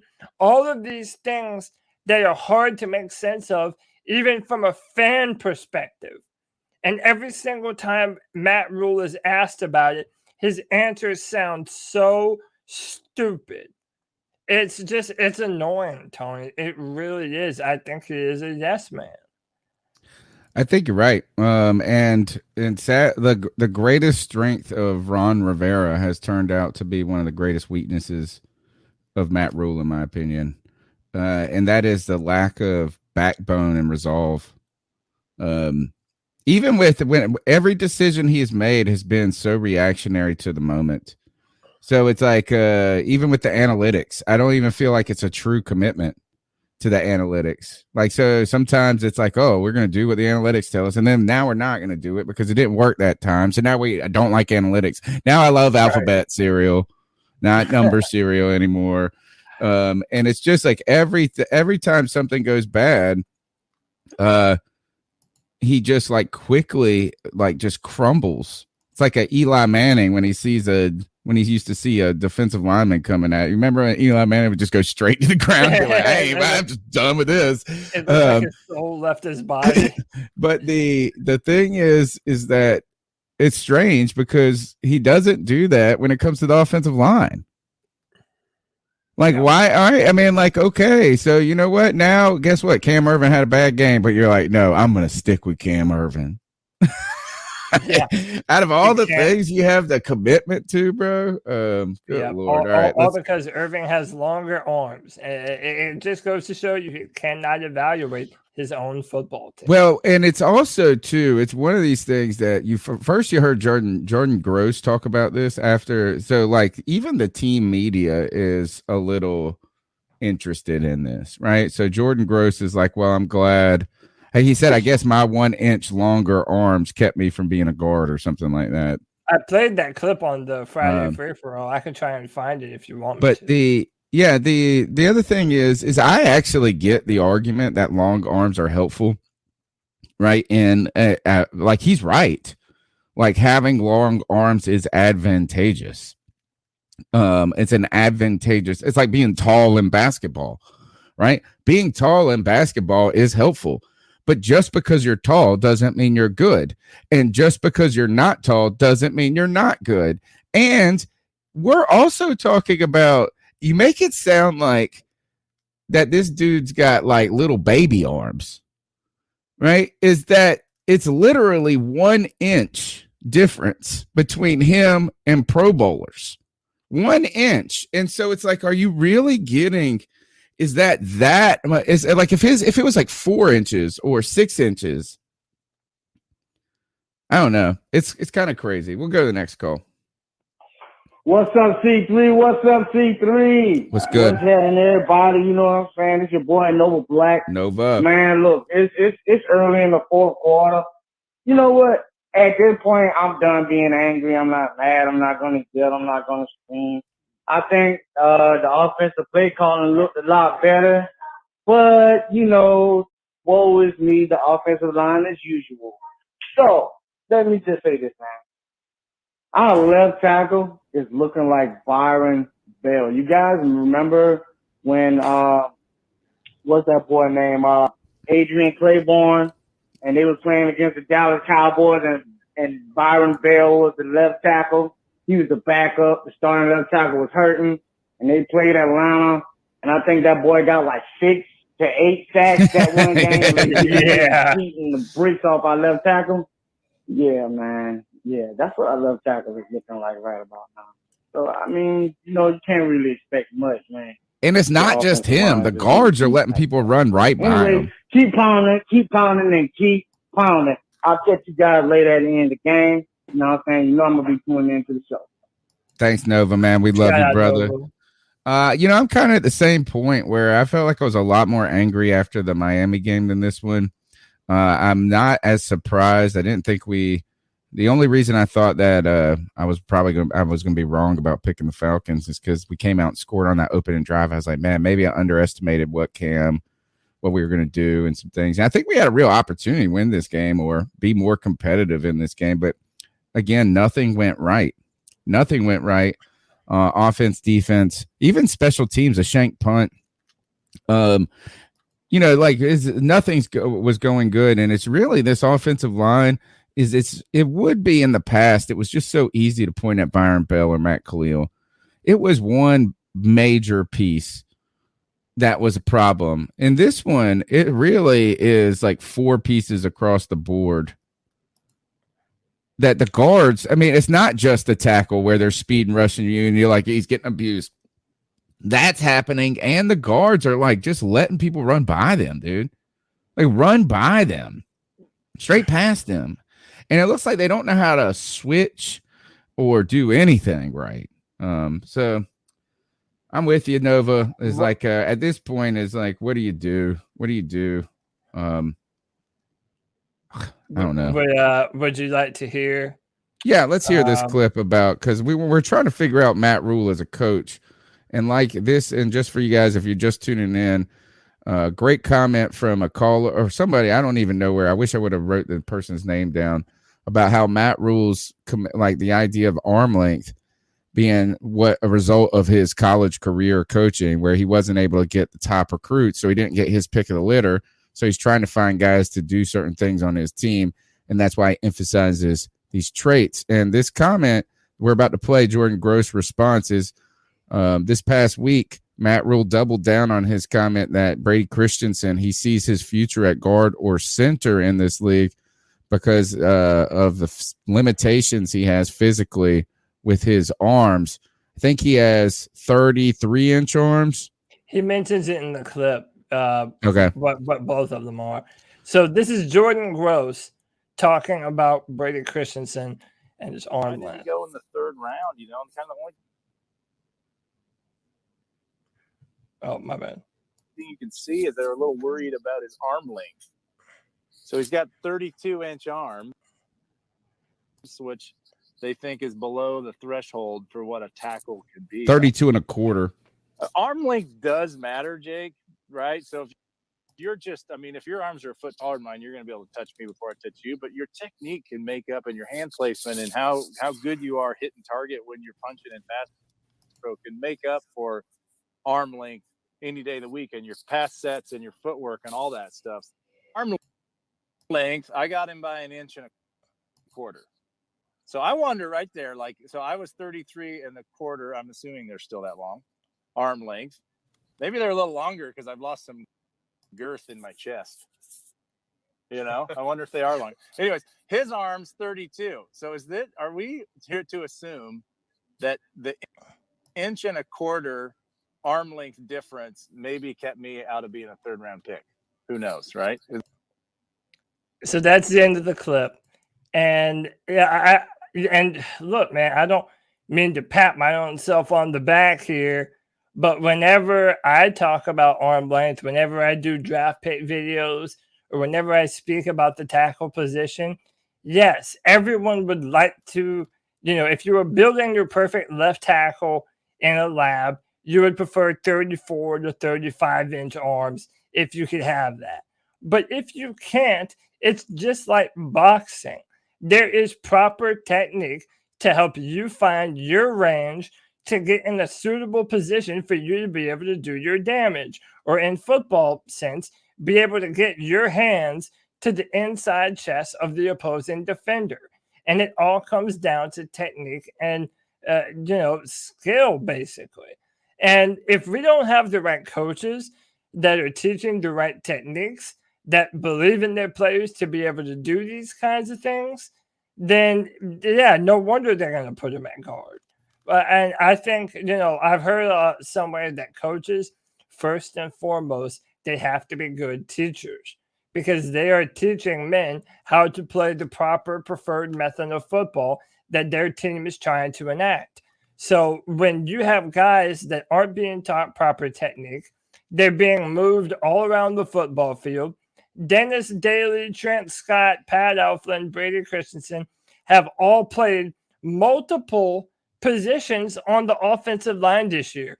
How is any one of those guys supposed to get acclimated to any one of those positions if they aren't consistently playing those positions enough to properly embed that technique into muscle memory? It doesn't work that way. And that's because our coaches are putting them in a position to fail. Two questions about this. One is about Brady Christensen. I guess in fine news is that he is listed as a starter today. He was listed as a starter, I believe. So that means at least you're playing him at guard. If you think he's going to be a guard, that's actually been kind of my issue. Is like, if you think he's a guard, fine, but at least play him there. And like, instead of just moving him all around and doing all kinds of weird shit and not playing him at all. It's a 3rd round talent. The other thing is this true that Zylstra was the starting wide receiver today, not DJ Moore? Oh, DJ Moore was in there.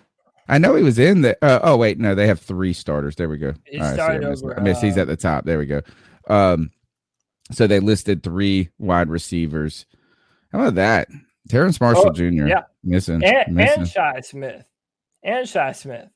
So interesting stuff is that I understand, the last comment I'm going to make about the Brady Christensen thing is I agree. If you're going to build these guys in the lab, that's what you want. Right. But there are a lot of people that meet all the components of whatever the criteria and aren't good. Right. And there are a lot of people that don't meet all the criteria. Like, I mean, if you built a quarterback in the lab, would it be Tom Brady? The answer is no. Probably not. You know, I mean, so like, but all of a sudden he is the greatest quarterback of all time. Yeah. And that he's overcome some of those, maybe different things. But with it's kind of strange. Imagine if you didn't have the combine and you never got to measure Brady Christensen's body, like every moment, every inch of it. Don't you always think that like the combine is supposed to verify what you see on tape rather than, like, is that like, did you watch the tape and go, oh man, I don't know if he's going to be able to be a tackle in the NFL.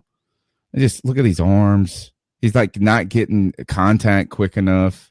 Look at how close they're. I wonder if that's what you said when you watched the tape. Right. But that goes to my point. When you favor analytics over evaluation, the tape becomes less important.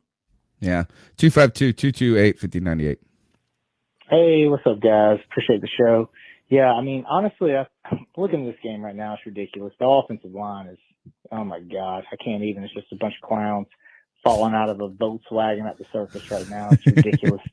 But honestly, it's kind of hard to judge anything behind there with all these clowns up front. I think Cam hasn't really played that great. A little disappointed in that. I guess I had better expectations, but yeah, me too. As far as the offense goes, man, I mean, we're stuck with Sam. That's what we got.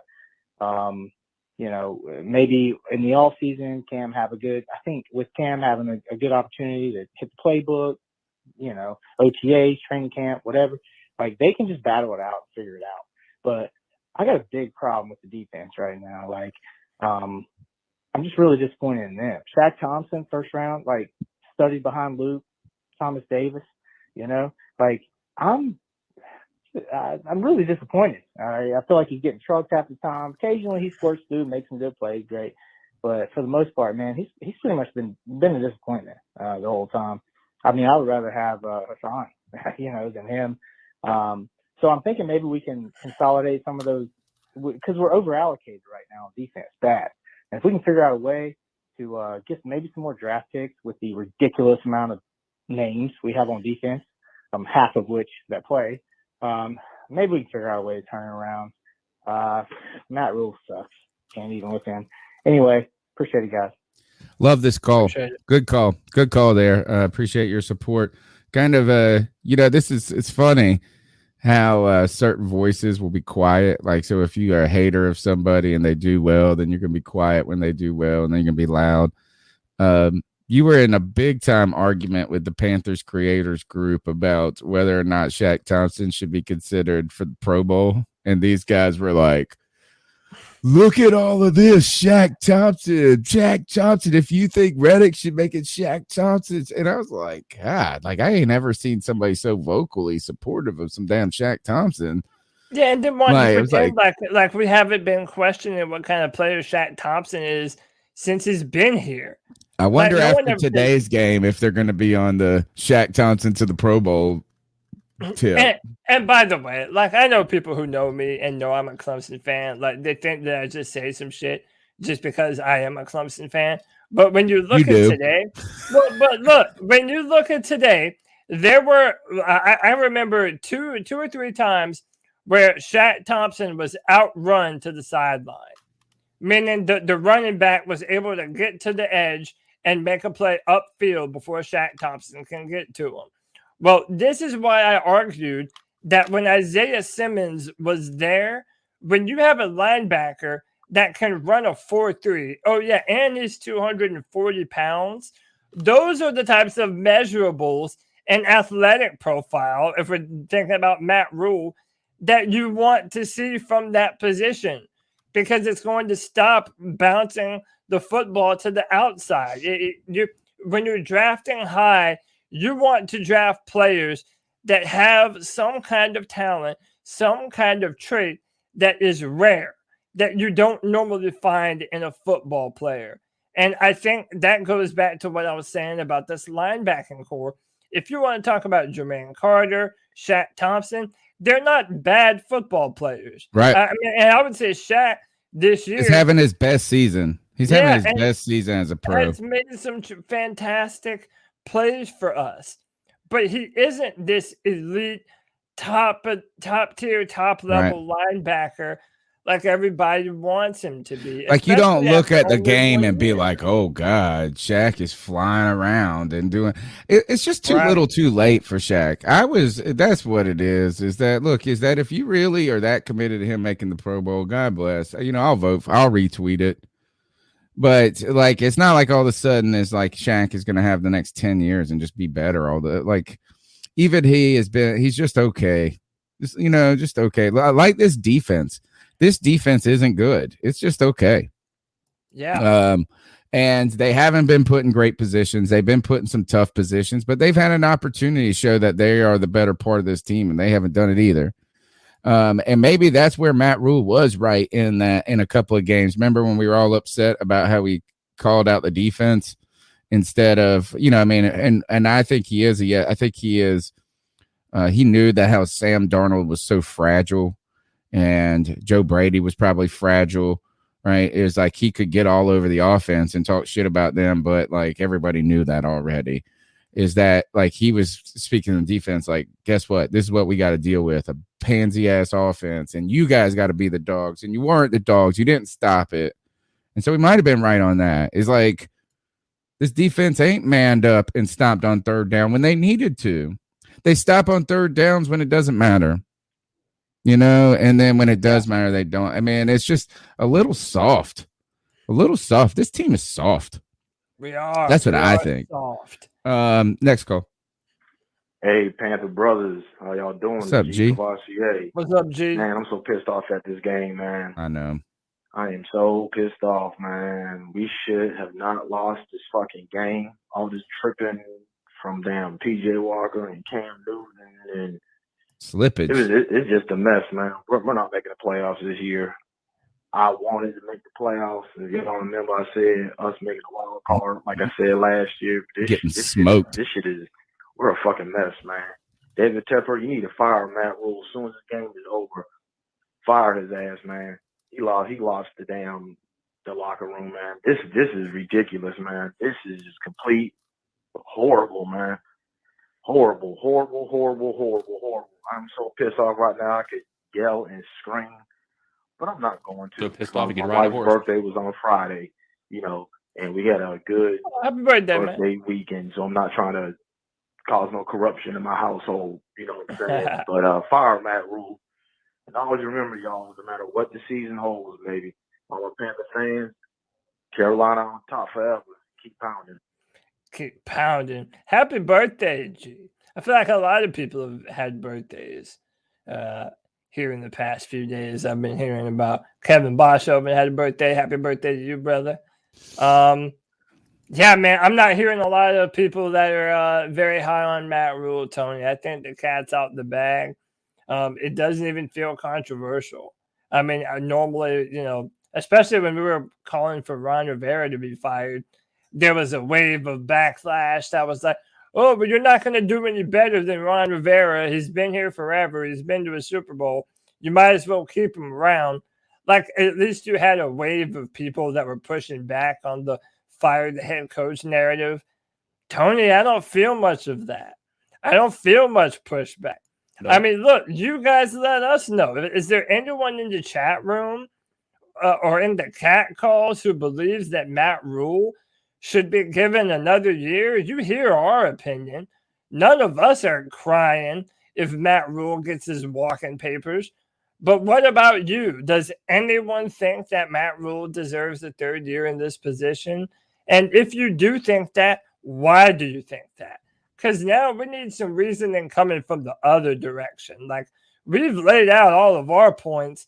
Matt Rhule has been a huge part of the problem in all of the issues that are still plaguing the Carolina Panthers. So someone needs to make an opposing argument here. Yeah, I mean, I don't think you're going to get a lot of support.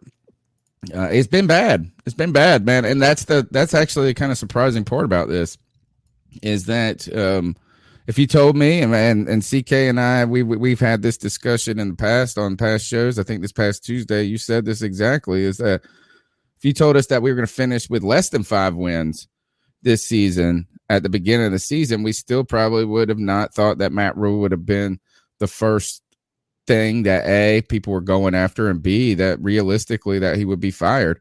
But right now we have 5 wins, and the feeling is it feels like 2 wins. You know, is that like, it feels like it's so bad. It's like almost hard to make an argument for Matt Rhule to stick around. I think what would be the argument for Matt Rhule being the coach next year is, and I think the only one is that David Tepper is afraid to admit that he was either wrong or that the money that people say the contract, which I don't even believe that matters, because the contract of the coach doesn't go towards the salary cap. So it's like either this is like, is David Tepper wants to either eat that money and that loss, or he wants to win. Like, I mean, I don't know. Like, what is the argument for Matt Rhule?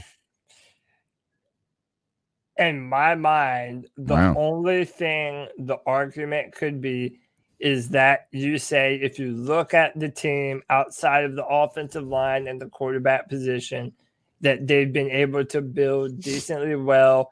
The defense was able to flash. The receivers looked okay in situations. And I don't know, to me, with the quarterback and offense, that is the argument. And you could go out in free agency and maybe try to get aggressive with that. Yeah, and I honestly think that if Matt Rhule is our coach, that is going to be the narrative, and that's what they're going to try to force feed the fans to make us think that there is some hope here. But again, I'm here to tell you, this linebacking core needs help. This offensive line needs help. I think our edge presence on the defensive line needs help. We have more holes than we thought we did. And at the end of every year, we're talking about more holes on the team than we thought that we had. So I don't know. It really depends on David Tepper. I think he should fire Matt Rhule, but frankly, I do not think he will. Did G say his birthday was this past Friday? I believe so. Sometime. All right, put it in the calendar. I'm gonna start a Panthers fan birthday calendar. So if you guys tell me when write in the chat for me when Kevin's birthday, what the day was. All right, next call. Hey. What up, G baby? You know who the fuck it is. Booyaka! It's G baby, man, and I have a lot to say. I'm gonna try and not yell on this phone as much as I can, man, because this organization is a joke. Matt Rhule is a fucking joke. Rat Rhule, you fucking bitch. You need to get the fuck off the fucking team, G. It's time for Matt Rhule to go, man. Kevin's is tomorrow. And this is how I know this dude's a fool, man. I don't give a fuck if Cam Newton threw that pick 6. I really genuinely don't give a fuck. Because at the end of the day, that's the name of football, man. That's just a great play on the ball by the defender, man. That's just an athletic, it's a baller, dude. That's the name of fucking football.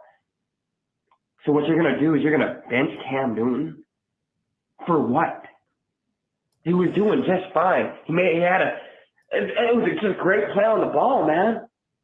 That was just a great play on the fucking ball. And then you bench him for P.J. Walker's little ass. If anyone comes on this fucking show defending P.J. Walker, bro, block their ass. Block him. Cody, block him. Oh my God, dude. I'll do it, G. And then PJ Walker throws a fucking pick. And then you go back and put fucking Cam Newton back in at halftime. Like, what the fuck is this, man? This is what I'm talking about. This is why no one's showing up for the fucking games, bro. Because when they do show up I was supposed to be at this game with my girl, bro. I was supposed to be at this fucking game. Thank God I didn't fucking go. Because I'd be pissed if I flew all the way from fucking Salt Lake City, Utah, to fucking Charlotte, North Carolina, to fucking see Cam Newton bench over a fucking pick six. Imagine all the motherfuckers that went there to see Cam Newton, bro. This 2 QB shit, what the fuck is this? This is not college, man. This college-ass defense that can't stop the fucking run. It's a fucking joke. It pisses me the fuck off. I'm so fucking angry in my fucking heart because this is how we do Cam Newton. What the fuck, man? This is bullshit. Cam Newton came back for this? Like, Cam, bro, G, fuck these niggas, bro. Fuck them. Fuck Tepper, fuck Matt Rhule, fuck all of them, bro, for doing you like this, man. And fuck the motherfucking media, too, for fucking shitting on your fucking name, bro. When they damn well know you have no offensive line, man. This offensive line is atrocious, bro. Dennis Daly, why the fuck are you in the...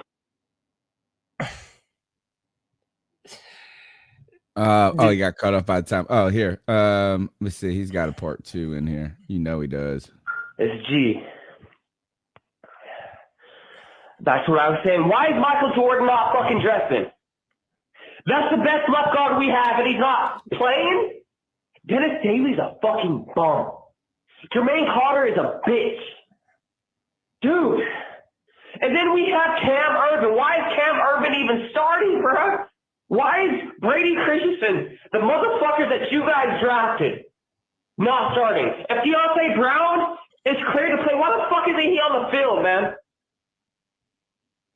Pat Eflon, why are you stepping on Cam Newton's fucking feet? This offensive line is ass.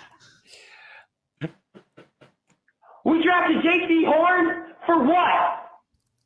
Motherfucker hasn't played since week 2, week 3. Bro, this is a tragedy. Like, bro, this puts us back. Oh my God, bro, we're so fucked.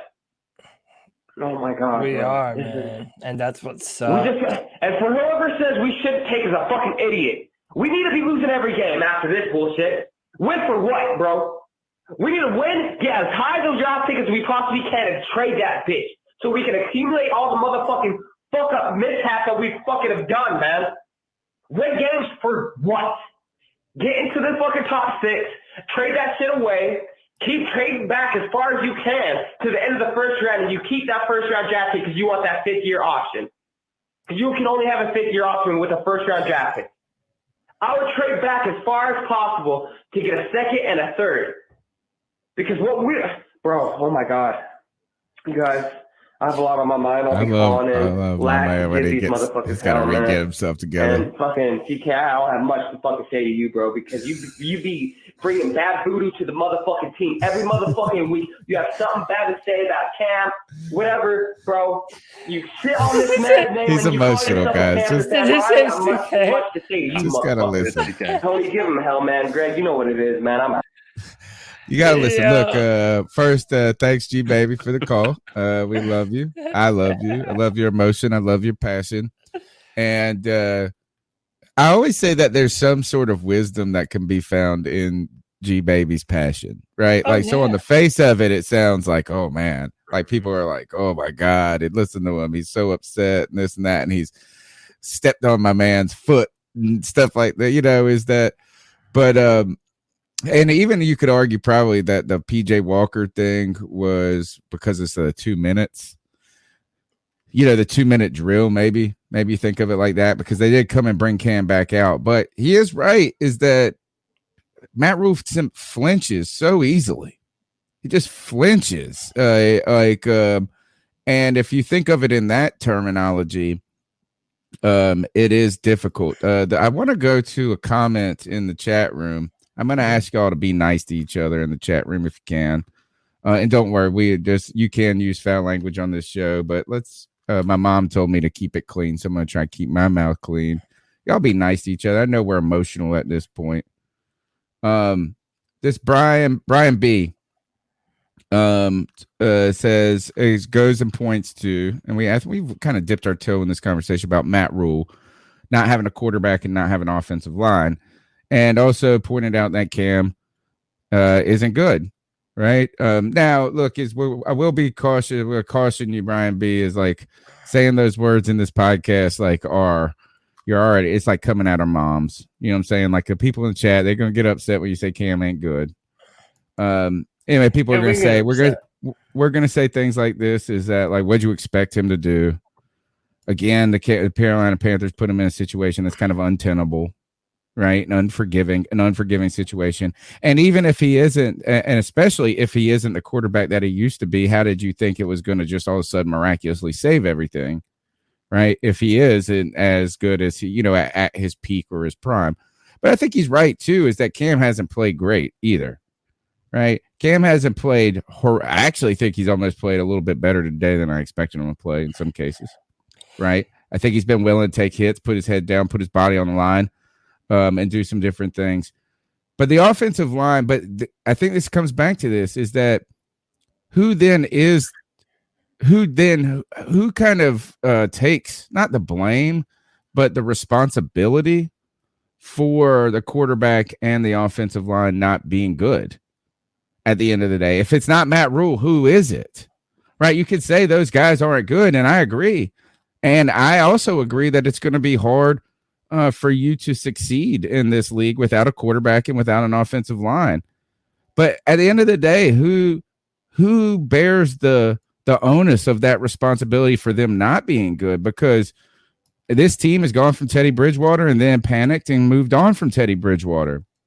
If anything, for someone who was not a Teddy Bridgewater fan, I actually saw the wisdom in sticking with Teddy Bridgewater for another year. And addressing the quarterback through potentially the draft, or more importantly, offensive line. There's been no attempt to build it either. And while you brought up Isaiah Simmons, Cody, is I want to bring up Tristan Riffs and Mekhi Becton from last year. Screw Isaiah Simmons. Screw Derek Brown. You know what I'm saying? Like, screw JC Horn, not because JC Horn's not great. I'm like, and look, and that's where the wisdom is with this, with G Baby. G Baby's hurt. That's why he ain't on the field, not because he's not good, right? He's hurt. That's why JC Horn is. And so that doesn't make him a bad player because he got hurt. Injury just happens. It's part of the game. Like that pick 6 was part of the game. It's a game of football. But here's the thing, is that Rashawn Slater's right there. Like, why do we make this so fucking difficult, man? Yeah, the Panthers. Sorry, Mom. I said the F word. I'm sorry, Mom. The Panthers refuse to build that wall, to build the offensive line. And that is what we've been needing to do for such a long time, that even here we are down the road, it's still haunting and plaguing us. I mean, it's football team building malpractice is honestly what it is. And to go back to G Baby, one, let me just say, G Baby is black. So for anyone who got offended at the N word, that's not on us, okay? Number and we have verified it. We have verified it too, because a lot of people said he wasn't for a long time. Sometimes people get mad at us, like, nah, that wasn't us, bro. Okay, but then number 2, he's mad at CK, and G Baby called in one time and thought that like I was the GM, that like I was the one calling shots and fucking making moves on behalf of the Panthers. So, but you know what it gets down to we're all so fed up with this. Yeah. Because we all know that it doesn't have to be like this for many of the reasons that you just mentioned, Tony. We could have drafted Mekhi Becton. We could have drafted Rashawn Slater. We could have drafted potentially Justin Fields. And that one's for later on down the road because we really don't know what Justin is yet as an NFL quarterback. He does have a lot of potential. But then you look at how the quarterback position has been so thoroughly mismanaged. So thoroughly mismanaged from Teddy Bridgewater, then to Sam Darnold. Again, it's like he's like a restoration coach. He wants to be known as a coach that took a player that was down and out and on their luck and couldn't do anything from a football perspective and then was able to turn their career around. Well, he did that as a Carolina Panther head coach. It didn't work out, and now we're the ones that are failing because of it and have to bear the brunt of his decisions. So he's making this entire team suffer because of his decision, because of the things that he is riddling the Carolina Panthers with. I just don't know how it gets better, Tony. And as sad as it is, knowing that our season's over, it doesn't benefit us to win one more game this year. Winning a game going forward, I'm sorry, we're not sneaking into the playoffs. We're just not. We're not going to be an 8-loss team in the wild card. I'm sorry, it's not going to happen. So now every single game that the Carolina Panthers win this season is only going to hurt us moving forward. Someone mentioned trading back. I think that might be something on the table. And then, Tony, you also mentioned, who else would be to blame for this? For the offensive line being so bad, for the quarterback position being so bad? Well, other than David Tepper, Matt Rhule is the only constant.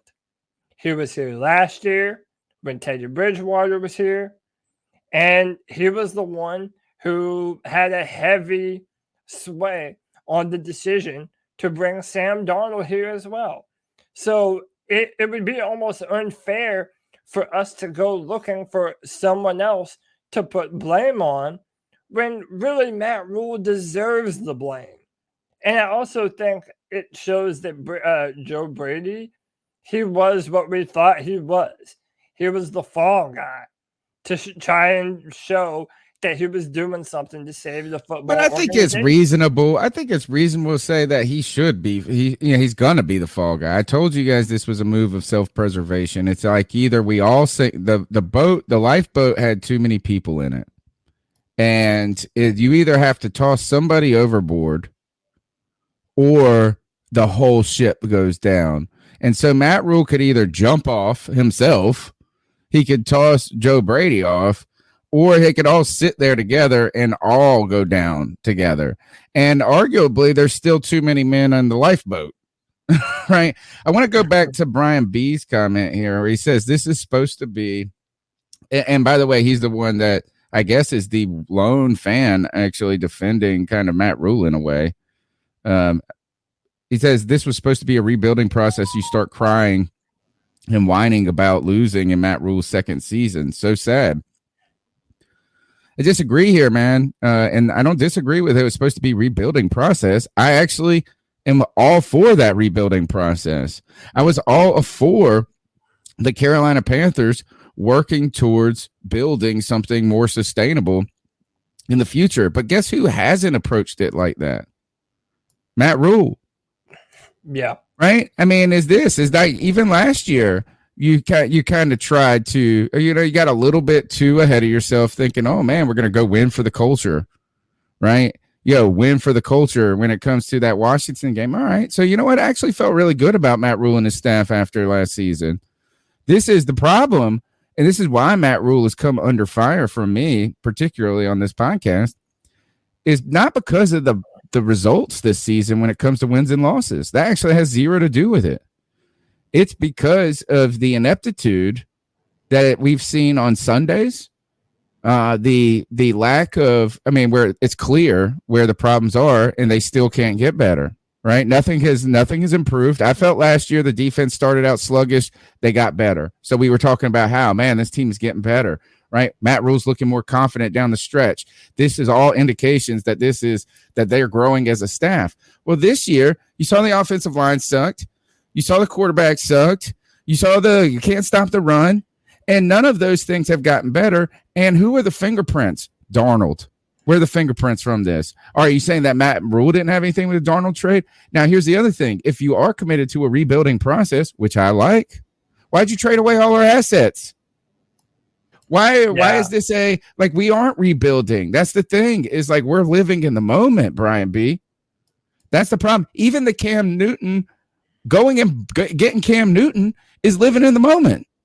Yeah. After losing completely to New England, like so horrifically, I am not convinced that Sam Darnold's really injured, that it's a major injury. And you want to tell me that if I'm the one that's whining and crying and panicking, why did they just toss Sam Darnold to the wayside?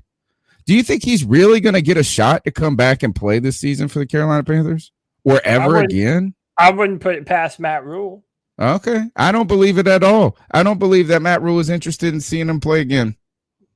He's like, so if there anything is, we did talk with Josh Klein from the Roy and Riot this past week on the Riot Report on the Beat Check. He did say if there's anything good about this staff and this kind of approach is they don't have the sunk cost fallacy, where it's like just because we put a lot of things into these people, is that they are willing to admit that they screwed up on Sam Darnold and just move on.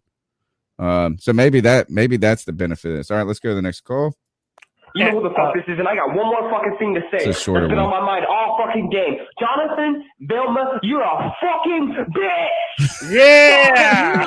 Fuck you, and you're fucking. You want to fly your little fucking 09 New Orleans Saints Super Bowl ring on fucking national TV while you want to fucking trash the fucking Carolina Panthers for fucking 3.5 hours.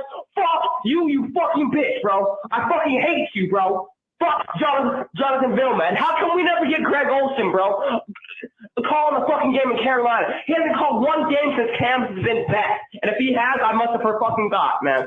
But Jonathan Vilma, you fucking bitch. You sit on the fucking Panthers the entire fucking game. I had to turn the fucking TV down low because you wouldn't shut the fuck up. So I just want to let you know. And you're my eyes up today, you motherfucker, because you knew exactly what you was doing the entire fucking game, bro. So fuck you, ice the fuck up, bitch. Ice up. A&G baby will agree on that bullshit. Dude, it's those are the calls when G baby is like my fucking spirit animal. Dude, I'm all aboard the fuck Jonathan Vilma train. He was straight up trying to make Cam Newton sound stupid. And again, like even going back to Brian B in our chat, like if you looked at this football game and you thought that Cam Newton was the issue, like Cam Newton was the issue in today's football game, dude, I'm sorry. You really don't know what you're looking at when you're looking at football. And that's not saying I disagree. I think he was an issue. I'm not saying that Cam Newton played great. I'm saying if you look at Cam Newton as the reason why this offense failed today, then I'm saying that you're delusional. And also, people are grading on a scale, and they want to throw out the fact that Cam Newton has been with the football team, a month now? Maybe that? I mean, you don't really get into a rhythm of the football team in that short amount of time. It's like Cam Newton is not the biggest issue with this offense right now.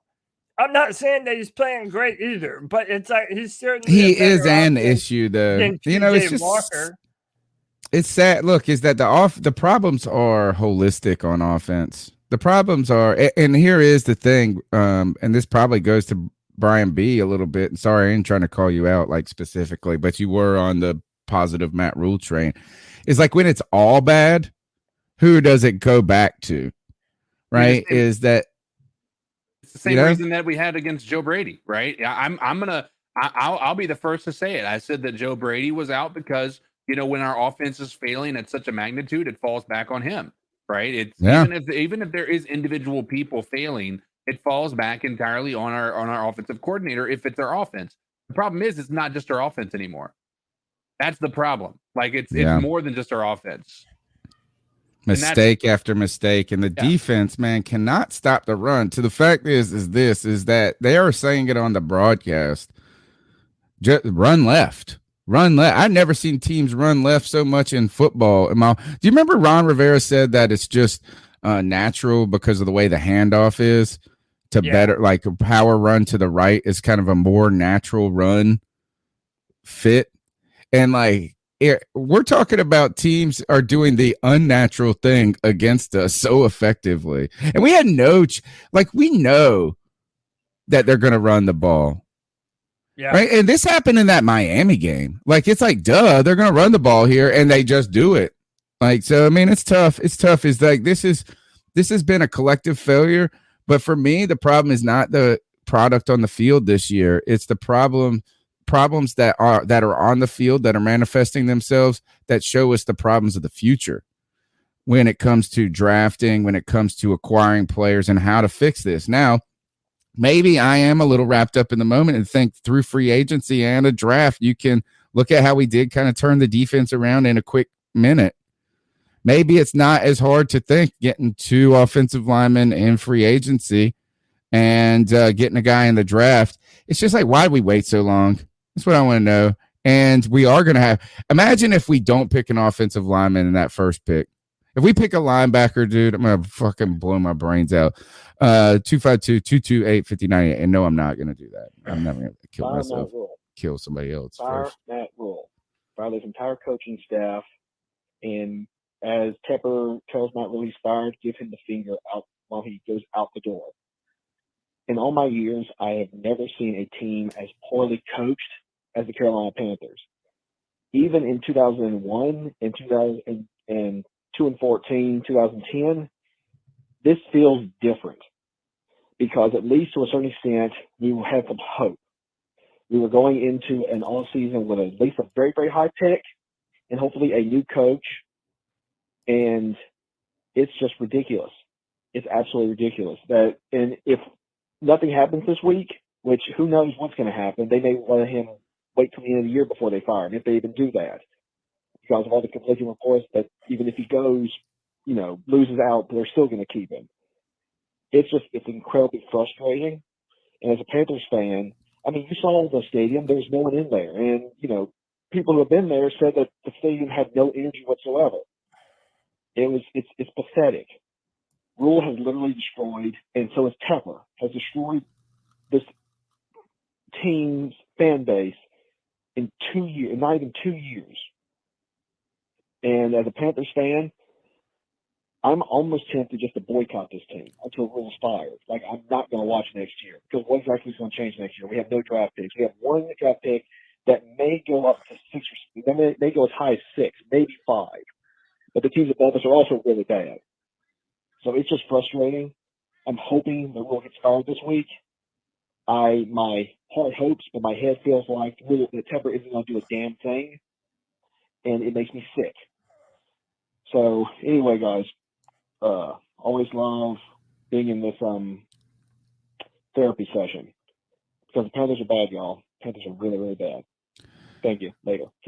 Thank you for the call. Very good call too. Is that that is the problem when you look at the draft?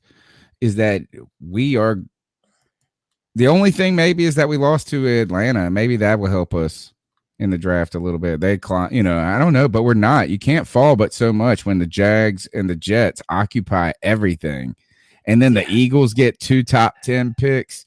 Yeah. It's like, man, we're gonna be picking 13. Yeah. Like that. It's like we missed our opportunity last year, and that's where my kind of problem goes, guys. Back to this thinking of this as a rebuild.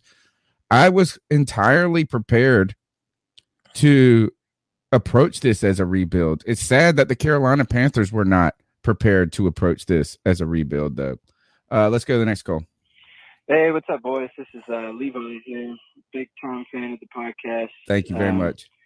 Man, I got a sad drive home. I'm in Charlotte today, man. I figured I bought a ticket. Maybe my boys could win it at home for us and maybe keep that small window of playoffs open. But, God, man, I was just sad. The stadium was just kind of quiet most of the time. Just the momentum was just never really in our possession, you know. It just never really went our way between the calls and bad play calling and all. It's just heartbreaking, man. I mean, Panthers fans died, but, you know, I don't even know where to go from here. It feels like we're back to square one, but love to get your thoughts on it, man. Much love. Enjoy the podcast. Keep doing your thing. Thank you for the support, man. We really appreciate all you guys that are making, giving us your time, man. Like, I cannot tell you how valuable that is that with all of us so busy in this world, the holidays approaching, the fact that you guys are here hanging out with us, listening to us later in the week, it means a lot to me. And, you know, hopefully the Panthers, you know what they're going to have to just is that, and I think they realize this, you know, I mean, it's like, this is one of those duh moments here is that like losing does not generate excitement, hope, faith, larger fan bases. Right. And for a team that has been criticized as having sort of a fickle fan base, a quiet fan base, a wine and cheese type fan base, one that is, you know, kind of fair weatherish. Well, you want to change that culture and build that. It starts on the field with winning. And winning one game, man. Do you know, it feels like it's been ages since that Arizona game. That quiet. I bet you people that have been going to these games all season long feel like it's been ages since they've experienced a winning game there. And it's going to be hard to change that culture, generate some excitement as the team fumbles and stumbles. And it's not just the players on the field, folks. I'm talking ownership, front office, and the management of the team, because we don't even get to point towards the future hope at this moment. That's the scary part about this. Let's go to the next call. What's up, C3? Oh, my man, Noah. Have a nice day. Not with the L that we just took. What's up, Noah? I hope y'all have a nice day, but wow. I know Cam did a good job. I know he ran a touchdown. I just don't know what to think about it. I knew that we probably was going to lose the game. Like I said, the other call like a couple of days ago, Atlanta came back for a revenge, and honestly, I don't know what to think about this from Charles anymore. Matt Rhule is bad. He's horrible. I agree with you. I don't think he can get another year. I think after this season, he's done. He's probably going to college, but I don't know what to think. Have a nice day and keep on it. I want to sponsor this kid's podcast, dude. Noah for head coach. This kid is awesome, man. Man, you keep pounding too. Noah the man. Noah's the man. And Noah knows. How about that? Noah knows. Noah knows what's wrong with this football team. He says Matt Rhule's probably headed back to college. I wouldn't. Hey, I don't think that's too far off. I think Noah's on to something, man. All right, next call. Hey guys, so I just came back from that Atlanta game, and I know that I am probably preaching to the choir at this point. But here's the thing. At the end of the day, I mean absolutely nobody is going to be successful until they fix that offensive line. The way that offensive line got pushed around today, the quarterbacks couldn't even do their job properly. And I know people was fussing at the quarterbacks trying to figure out how they were fumbling the ball. It's because the offensive line was getting pushed into the backfield so bad that guess what? They were basically getting trampled over trying to even do a freaking handoff. That is ridiculous. The offensive line is bad. There is nothing that Cam Newton, PJ, Matt Barkley, Sam Darnold, any of them can do until they address this offensive line and they address it right. Because that offensive line is so terrible that I'm even surprised we even scored today. Because that offensive line is so freaking bad. It is ridiculous. There is nothing that nobody can do until that offensive line gets fixed. Point blank, period, over and out. So blaming Cam, blaming Sam, any of those guys is just why. I feel sorry for them because they should not have to play behind. As Jim Rome says, rack 'em. Great call there. Great call. And you're right. That's the thing. You're right. And so fantastic call. People are right about Cam Newton not playing well. But it's like whoever you put behind that line will not play well. And that actually is maybe the only life-saving thing about Sam Darnold that we might be able to kind of cling on to giving him another shot in the Panther uniform is like, who the hell could be good behind this offensive line? So great call. Great call. We appreciate that. Hey guys, it's Joey. Ah, boy. Another loss at home. Another loss at home that I was there for. I'm sorry, Joe. I didn't think I was going to go to this game, but no one wanted to go, and I don't know why I do this to myself. I just told my daddy, being a sports fan is one hell of a drug. It'll do some crazy shit to you. So I'm there at the game, and I mean, Cam Newton shows his Cam Newtonness. Like, he shows that he still has it. I mean, the typical Cam we all remember is there, but he still has it. He still can make first downs and get touchdowns with his legs. He still can, he still can do stuff. I mean, he might have some accuracy issues, sure, but I mean, what quarterback outside of, hell, even Tom Brady sometimes, what quarterback outside of, the top three have that? Or doesn't have accuracy issues? No one. I mean, you're all going to throw your fair share of shitty passes. But we had the talent on the field, but not on the sideline. Because Matt Rhule, he needs to go. He really needs to go. I think I even heard fire Rhule chants at the stadium. My dad says I was imagining things, getting frustrated because I drank some beers. I am pissed at Matt Rhule, but I thought I heard from the nosebleeds, fire Rhule, fire Rhule. But it's bad. It's so bad. Anyway, guys. Wow. This is the state of Panther fans here. At Mont Sam. Oh wait, it's Mon Stam Matt. I don't know what is his long Twitter handle, but he has he at coached Matt Rhule on Twitter, and it says, "I'm gonna get wasted every single evening until Matt Rhule is fired. The life of my liver depends on Tepper's quick decision." Oh, no. All right, And, next up. by the way, before we go, I found a fun little stat on Twitter. This is post-Thanksgiving, first 2 seasons as Panthers head coach. John Fox went 10-4. Ron Rivera went 8-3. Matt Rhule 1-6. Yeah. Next call. What's up, C3 family? This is James Island Panther. And just want to let y'all know, I didn't even watch this fucking game today. I went 4-wheeling. Fuck it. Peace. Wow. Nice. Next call. Hey, he already knew. He had some foresight. I've been listening to the show for 3 years, and I've been hearing you guys, especially Cody, making excuses for Cam Newton. He can do no wrong. He's a savior. Get over it, guys. He can't play football anymore. He's not the Cam Newton of his 20s. Ron Rivera, Luke Keith, the Cam Newton era is over. He's not the answer going forward. So even though you guys may have beaten off to his poster in your bedroom at night or whatever you guys got, get over it. He cannot make the throws anymore. He could run some, but he's not as fast or agile as he used to be. We need to move on. Cut the guys. Just get rid of Cam. Move on. Thank you. Keep up the good work. Bye. It's like a nice cum shot there, by the way. Hey, quit jerking off over Cam. But keep up with the good work. Bye. But keep eating off.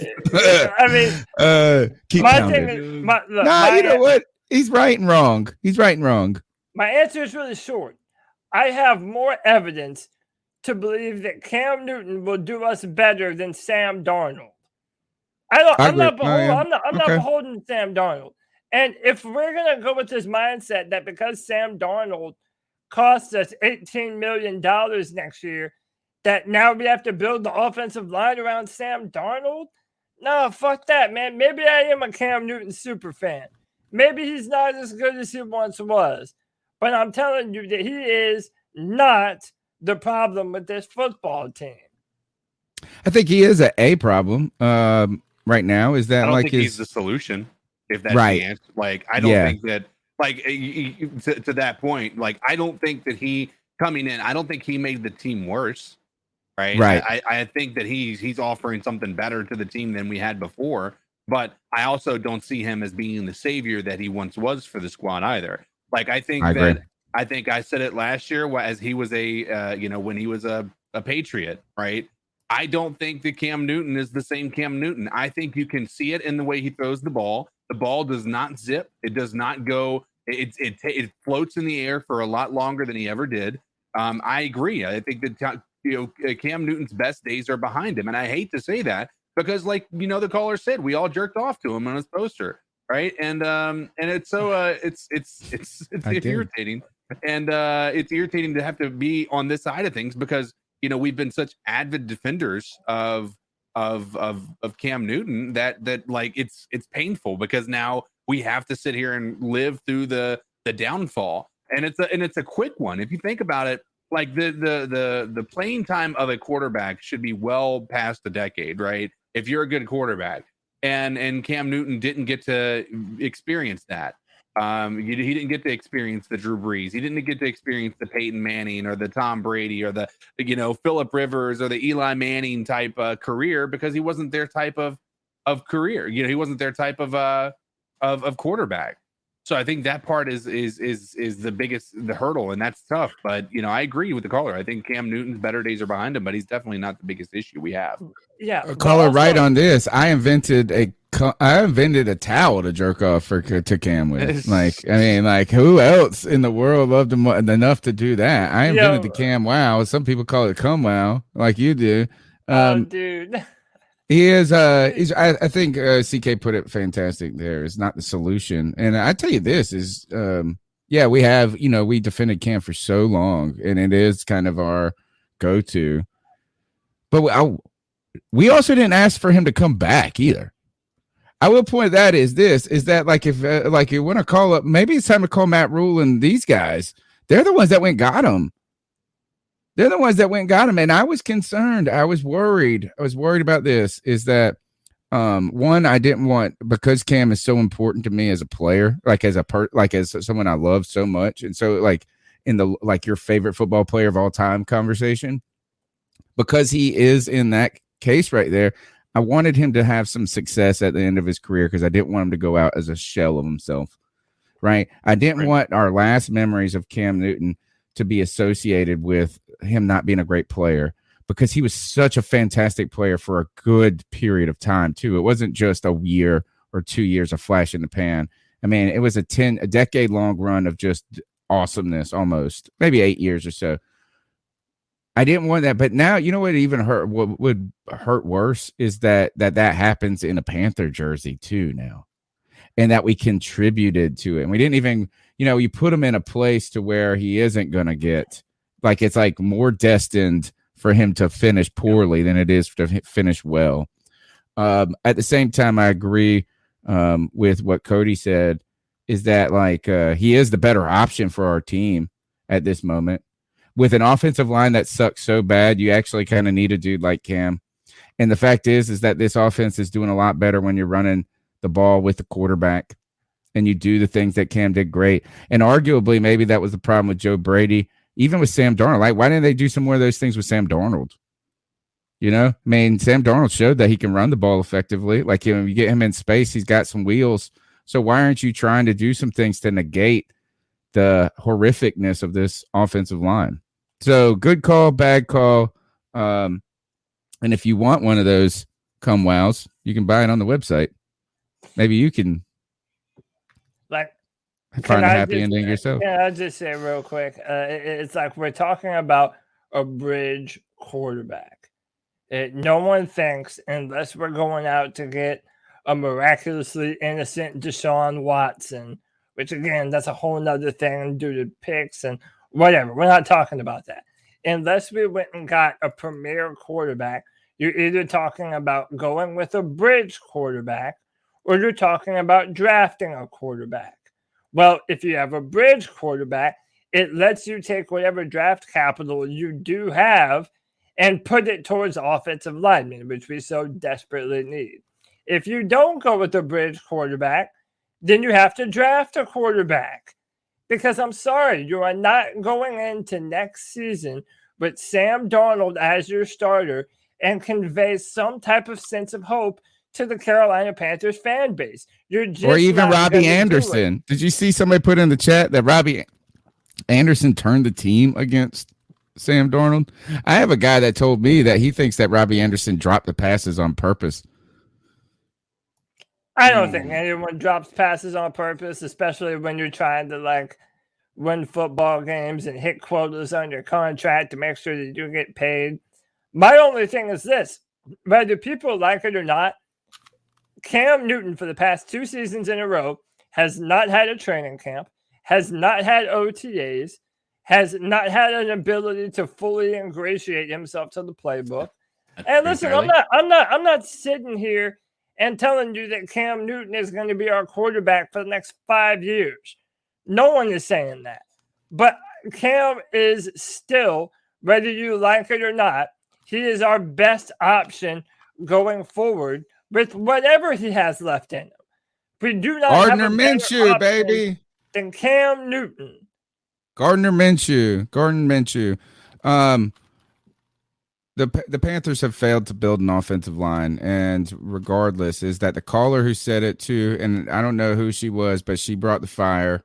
CK said this a couple of weeks ago, and I thought this changed my mind immediately. Like, I don't even care to talk about Cam, Sam Darnold, any of these fools, right? Draft picks, none of that. I'm tired of it. Until the offensive line is somewhat improved. Somewhat. There's no sense in talking about this. You just get somebody else murdered.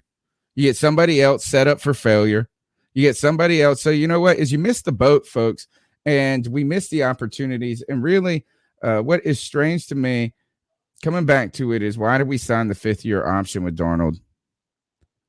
Why didn't we just make him pay? We thought this is, you know what that told us? That the Panthers thought it was going to work. They thought it was going to work, and I think they also thought that it was going to help Sam Darnold have confidence.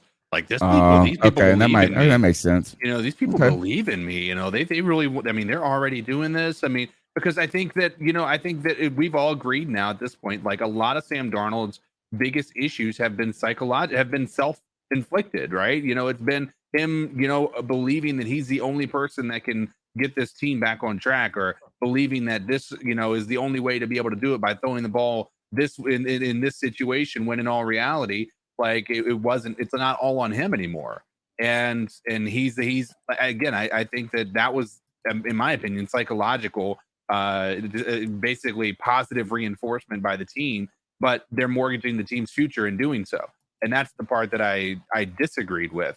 Like, here's the part. Like, here's what's so crazy about this. We've been chasing our tail for so long. We were chasing Deshaun Watson. That didn't work out, right? Because he said that we weren't on the list of people that he wanted to come to.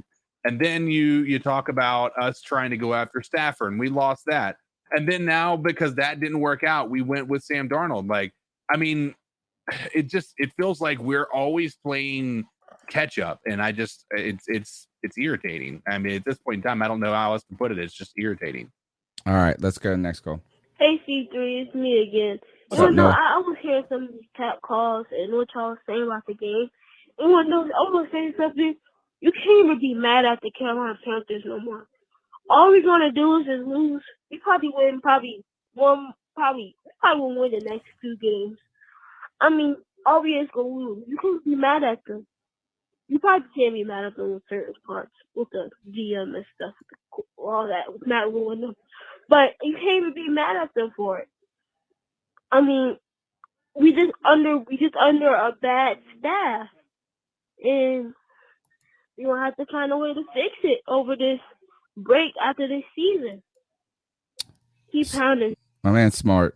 My man is mad smart. He's gonna grow up. He's gonna take over. Gonna take over this podcast probably.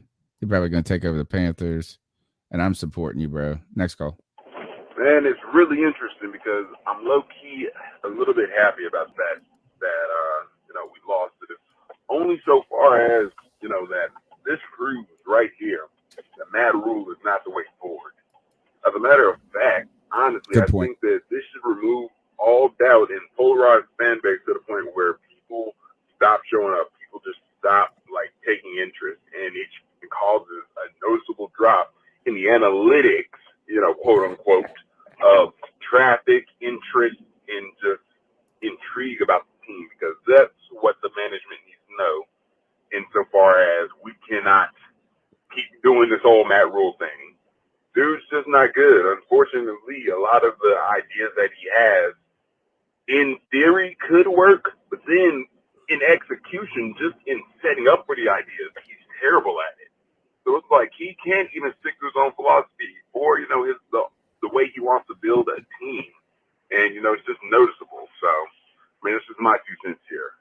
Also, I think that, again, you keep Cam, let him groom the next quarterback because, again, Cam's been given a lot of raw deals, but he's been in a lot of adversity. And the fact that he's actually not even falling apart to the degree that most quarterbacks would in this situation is something that you can teach a young quarterback. And, it just means a lot to Charlotte, the whole area. Fantastic call, man. The calls have been way better than the Panthers' performance has been. I tell you that. The calls have been I think some of the best we've had in post-game shows, because I think people are really coming to terms with a lot of different things, and it's really creating a fair evaluation. And then look, is that agreed? Is that for people who look, I'm ready to be critical. Is Cam did not play well in Miami. I'd say he's all right. It was just okay today. Just okay. But the 2 turnovers make it bad. Right. And he probably should have just held on to the ball instead of trying to hand it off still when he fumbled. Is that you just got to take a loss. And we know that that's been probably part of Cam's MO, is that he doesn't like to take the loss, and some of those sacks in his early stint with the Panthers may have been avoidable by throwing it away or, doing some different things, checking it down. Instead, he was always trying to make something happen. But, a win, here's the thing, is that a win today would have immediately kind of said, imagine if we would have won today, what this conversation would be like, right? You would pivot to this as you say, man, offense under new leadership looked improved, which I think it did, to be honest. I think the offense did look improved. Maybe not dramatically, but yeah, right? And then you would say this is now we're in the hunt. And then you would turn over. We'd be taking these calls right now. We'd turn over and we'd see the Tampa Bay Buccaneers are smoking the Buffalo Bills. And we said, man, Buffalo Bills aren't who we thought they were. And man, we could go to Buffalo. Imagine if we pull off a win in Buffalo and catch some momentum. And then we're going to run to the play. You know what? We ain't having those conversations, folks. We ain't having those conversations, because right now is that like Noah said, you can't even be mad. Can't even be mad, right? Because that they're not supposed to win. Right? They're not supposed to win, right, at this point. And I think that, like the caller said, that's kind of bringing it's accelerating the conclusion we probably need to make about Matt Rhule. And I want to get, last point is this. I want to get his contract is too expensive to get rid of talk. Get that out of here. Because number one is Tepper's made of money. Number two, loses you more money than firing Matt Rhule would, right? In traffic, like he said, to the website, the interest level, the game tickets, the popcorn sales. You can make up for his fucking contract by packing that stadium out and selling $12 beers. But you can't. You were going to lose double time by paying him his contract and losing that revenue. Yeah, he's losing so much right now. He definitely is. To go off of what you're saying, Tony, I like this comment in our chat from Danielle Sarton. Apologies if I mispronounced your name, Danielle. It's like a bad marriage waiting for kids to go to college before you split. And I felt like that was a good comment because it's like I agree. One of the things that I've been saying this year was there's this sense of delaying the inevitable, that you are delaying what is already inevitable, what is going to happen. And I feel like that's how this offensive line has been set up. But frankly, I also feel like that's what our head coaching situation is now. The more that we continue to try and fit this square peg into a round hole and try and make these things work, you're like, well, okay, maybe we're kind of close. Our defense was okay this year. Get some players on the offensive line, maybe upgrade the quarterback position, and we'll be okay. Like those two things are just easy to do over the case of one offseason. But even still, it's like, you're trying to put lipstick on a pig. We already know now the kind of coach that Matt Rhule is, and we really don't think that this is going to get any better based off of the evidence that we already have. So, yeah. I don't feel like I want to fight for him right now. No. Imagine, there's coaches out there that you think, man, that's not going well for him, but you're kind of rooting for him. Like, I'm not really rooting for him anymore. Yeah. And I don't know why. I don't know how it's got. And I think it's because he's fickle. I think it's because he doesn't, like, I want him to show some consternation and some toughness and some alphaness. And he's like just a yes man, like you guys said. All right, next call. I bumped somebody up because they're talking about us. Hey, it's me, C-Dog. I just got to say, man, for everybody on Cam Newton nuts, please get off Cam Newton nuts. The offensive line, it's just, it is what it is. I feel, the only reason we even score is probably because of Cam. Shit, even when he fumbled the ball, Pat Afflein stepped on his fucking foot. Then on that interception, they were basically in the same formation. They had already caught that play on that same drive and everything, I just don't know what to say about this, It's time to fire everybody, man. Clean house, bring in a real goddamn NFL staff, real NFL coaches, man, and go on from there and let Cam be the bridge and fix his offensive line in the draft. Go ahead, just go ahead and pick another offensive lineman in the draft. Or at least 3 of them, something. I don't know, man, but man, y'all Cam Newton nuts, man. All right. I thought when I read the transcript, I thought it was going a different way. Goddamn like button and make sure you goddamn subscribe. Hell Damn on the like button and subscribe to the goddamn show. Goddamn, peace out. Thank you, bro. Appreciate you, dog. That's the dog. Told you right these there. calls That's were the good homie tonight. Right there. Be a man. friend, share the show. Let's go. Next call. Hey, I just called in this is my second time. Oh, I forgot to say that. Why is it when Cam messes up, Matt Rhule is real quick to bench Cam, but when Sam was messing up, he left him in the game. He left him say, oh, he was going to work it out. I want him to play it out. But when Cam messes up, he's real quick to sub him in and out. Why does Matt Rhule do that? I assume that's not very fair. You know what I'm saying? Like, if you are this coach, you want equal between all your players. So it would have been equal for you to left Cam in, even though he threw a pick six. Sam Darnold threw a pick six. You left him in the game. Sam Darnold throws 3 picks. You left him in the game. But Cam throws 2 picks. Get him out. Nah, man, that's fucked up on so many levels. I'm hoping, though, it's because of the 2-minute drill. No one's playing for Matt Rhule. DJ Moore doesn't even want to run routes, it looks like. It's just like everyone gave up on this man. As a coach, once you lose the locker room, you lose the team. So you might as well just walk out, head back to college, and just start over anew and forget that you ever coached for an NFL team. Yeah, as I'm watching the damn Bucks steamroll folks, just look at that offensive line. They're playing well. I think there's truth is, look, Cam deserves some criticism. Is Cam is and the question is bringing Cam back for another year gonna do? Is like what conversations are we gonna be having then?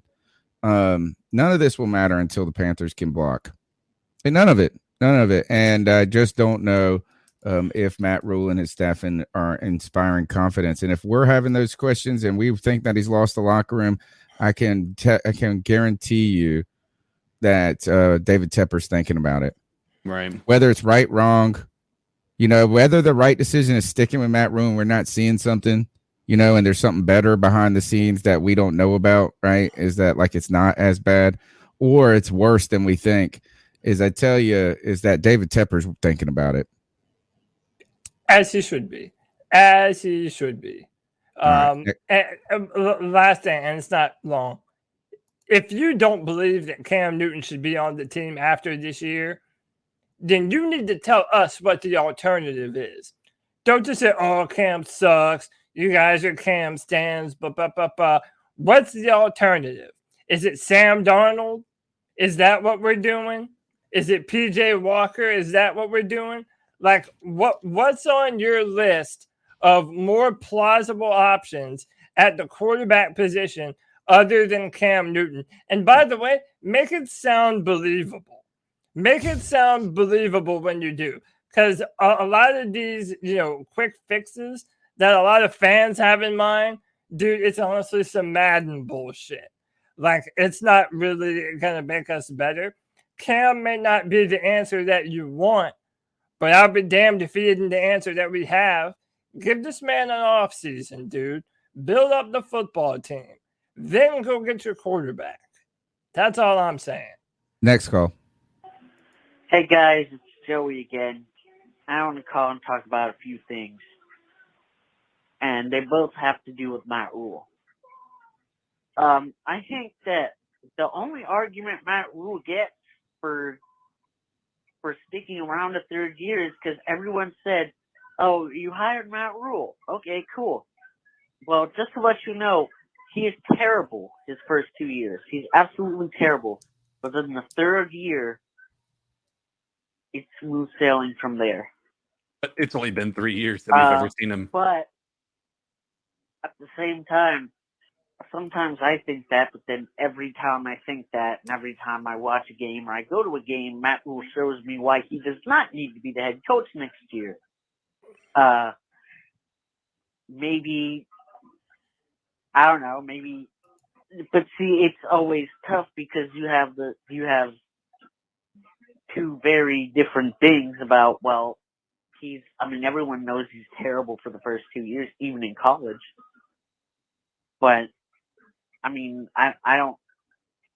would like to have some Temple and Baylor guys on here to help us talk about, is he this kind of terrible? And I have another question. Did Marty Herney's talent evaluation skills make Matt Rhule not look so bad because he could actually evaluate talent? And I want you to actually answer that question. Anyway, guys. Wow. Joey, you can't make me.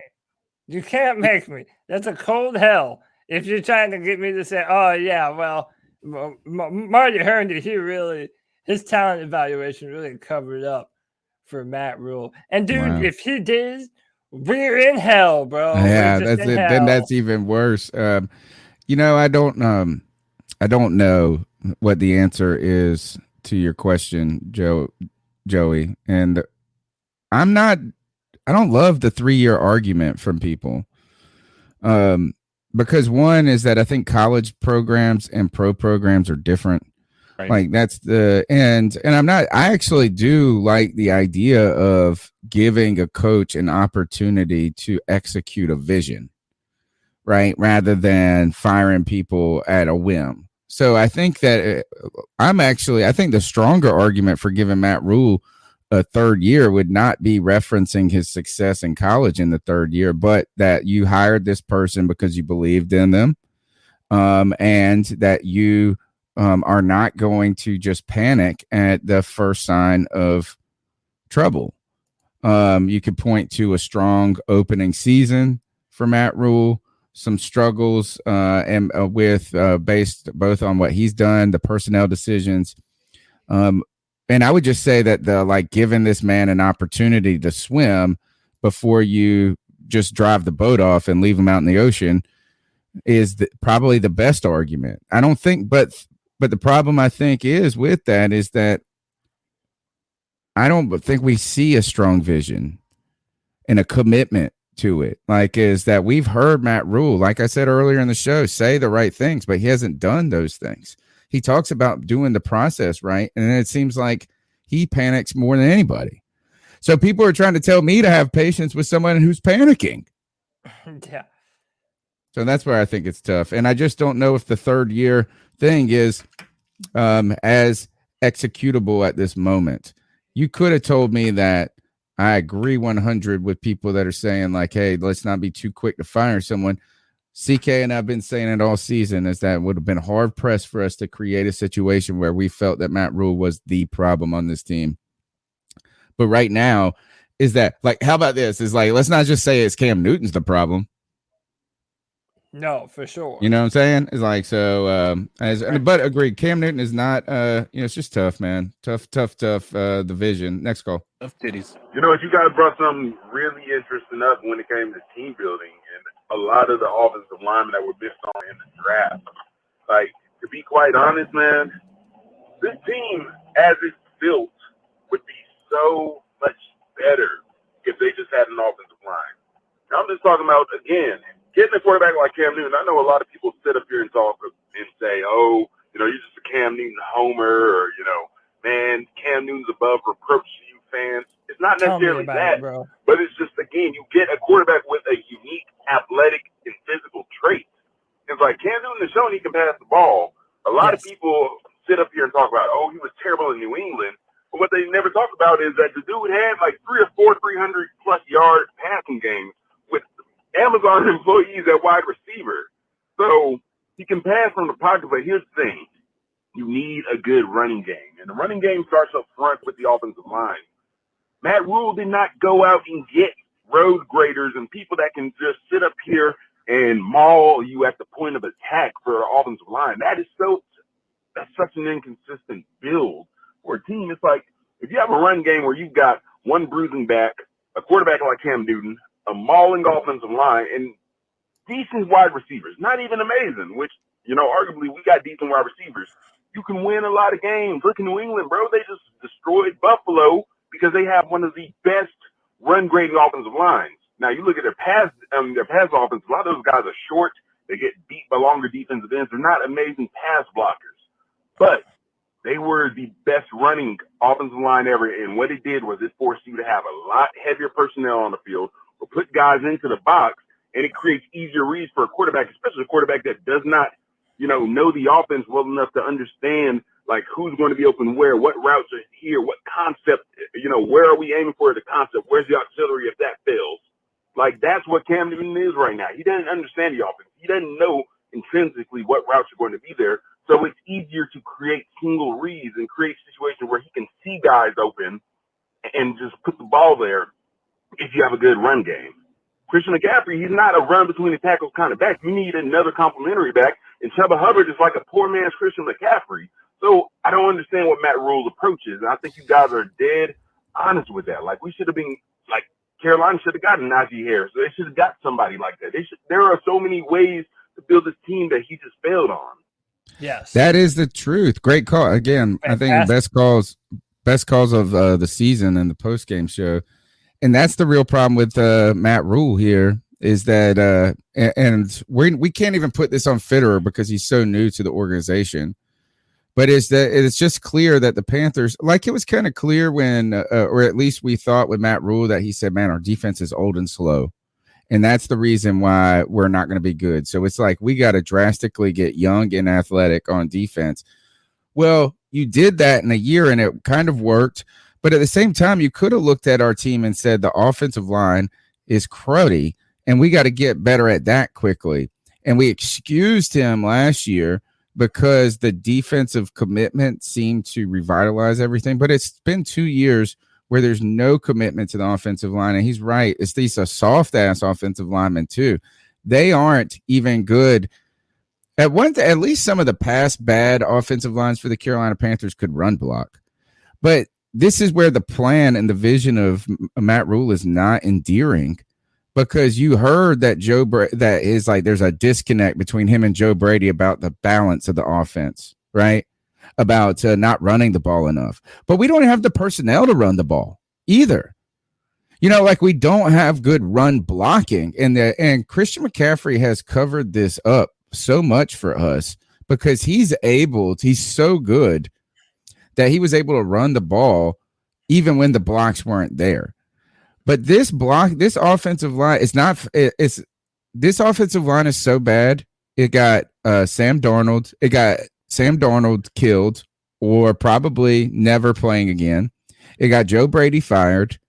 It got Cam Newton under the microscope again for Panther fans, and it's going to get Matt Rhule fired. That's how bad the offensive line is. Yeah, so real quick, shout out to Ernie Hardy for a $5 super sticker. That's new. Nice. I didn't even know You can give stickers in YouTube. It's pretty cool. Thank you very much. That's cool. Thank you so much, Ernie. And then, I mean, listen, that caller hit the nail on the head, man. I mean, every wrong move has been made under Matt Rhule's tenure. And then if you look at, even what you were saying, Tony, about, how many times we've kind of passed the offensive line down the road. Oh, we'll do it next year. Oh, we'll do it next year. And it really goes down to philosophy. If you do not know how to properly build your team from scratch and where the most important positions are, then yeah, you shouldn't expect a continuously successful football team as time goes on. I mean, if you don't have an offensive line, it limits everything that you can do with your offense. So, yeah, I mean, we've made a lot of dumb decisions, and I think that really it's time to move on from Matt Rhule. I mean, we didn't draft a single lineman in last year's draft. I mean, like in Matt Rhule's first draft, not a single offensive player. Right? Yeah. And then on top of that, this year we drafted 2 skill position players before a lineman, an offensive lineman. And it's kind of crazy to think that these people are distracted by the shiny toy so much. Right? Is that and Terrace Marshall Jr. I think this pick, whether or not he better turn out to be the greatest damn wide receiver in the history of football. He better be awesome, man, because we really. Even if you thought, man, that our secondary needed the piece of J.C. Horn, well, then you know what? We needed an offensive lineman in the second round. That's what we just needed. And you know what? Is a lot of people didn't even think that Terrace Marshall, he could have gone later, maybe. Potentially. All the trading back and this and that and accumulating picks. Here's the thing, and I'm not even ready to give Fitterer credit. He squandered all the capital that he gained in the trading back. You might as well not have even done all that shit. The first 2 moves that Fitterer made on the opening day of free agency was to bring in Cam Irving and Pat Elflein. Which I think probably showed the kind of the thinness of the offensive line free agency class. But again, if that's what it is, then you should know it should be more important in the draft, right? If there ain't a lot of players out there in free agency, then that makes them more important in the draft. Yeah, they thought that would be the Band-Aid, that would be the be-all, fix-all. And I've seen our fucking front office do this all the way, and I used to think it was just because we had Cam we could get away with the shit. But I have seen this front office continue to Band-Aid.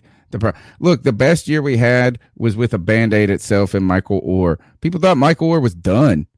And he came back and had a resurge career, had a one season where he was back at the top of the mountain. But people remember he went from Baltimore, then he went to Tennessee, and he struggled with injury or toe or something like that, and he had problems. And people thought he was a bum after he took the money in Tennessee.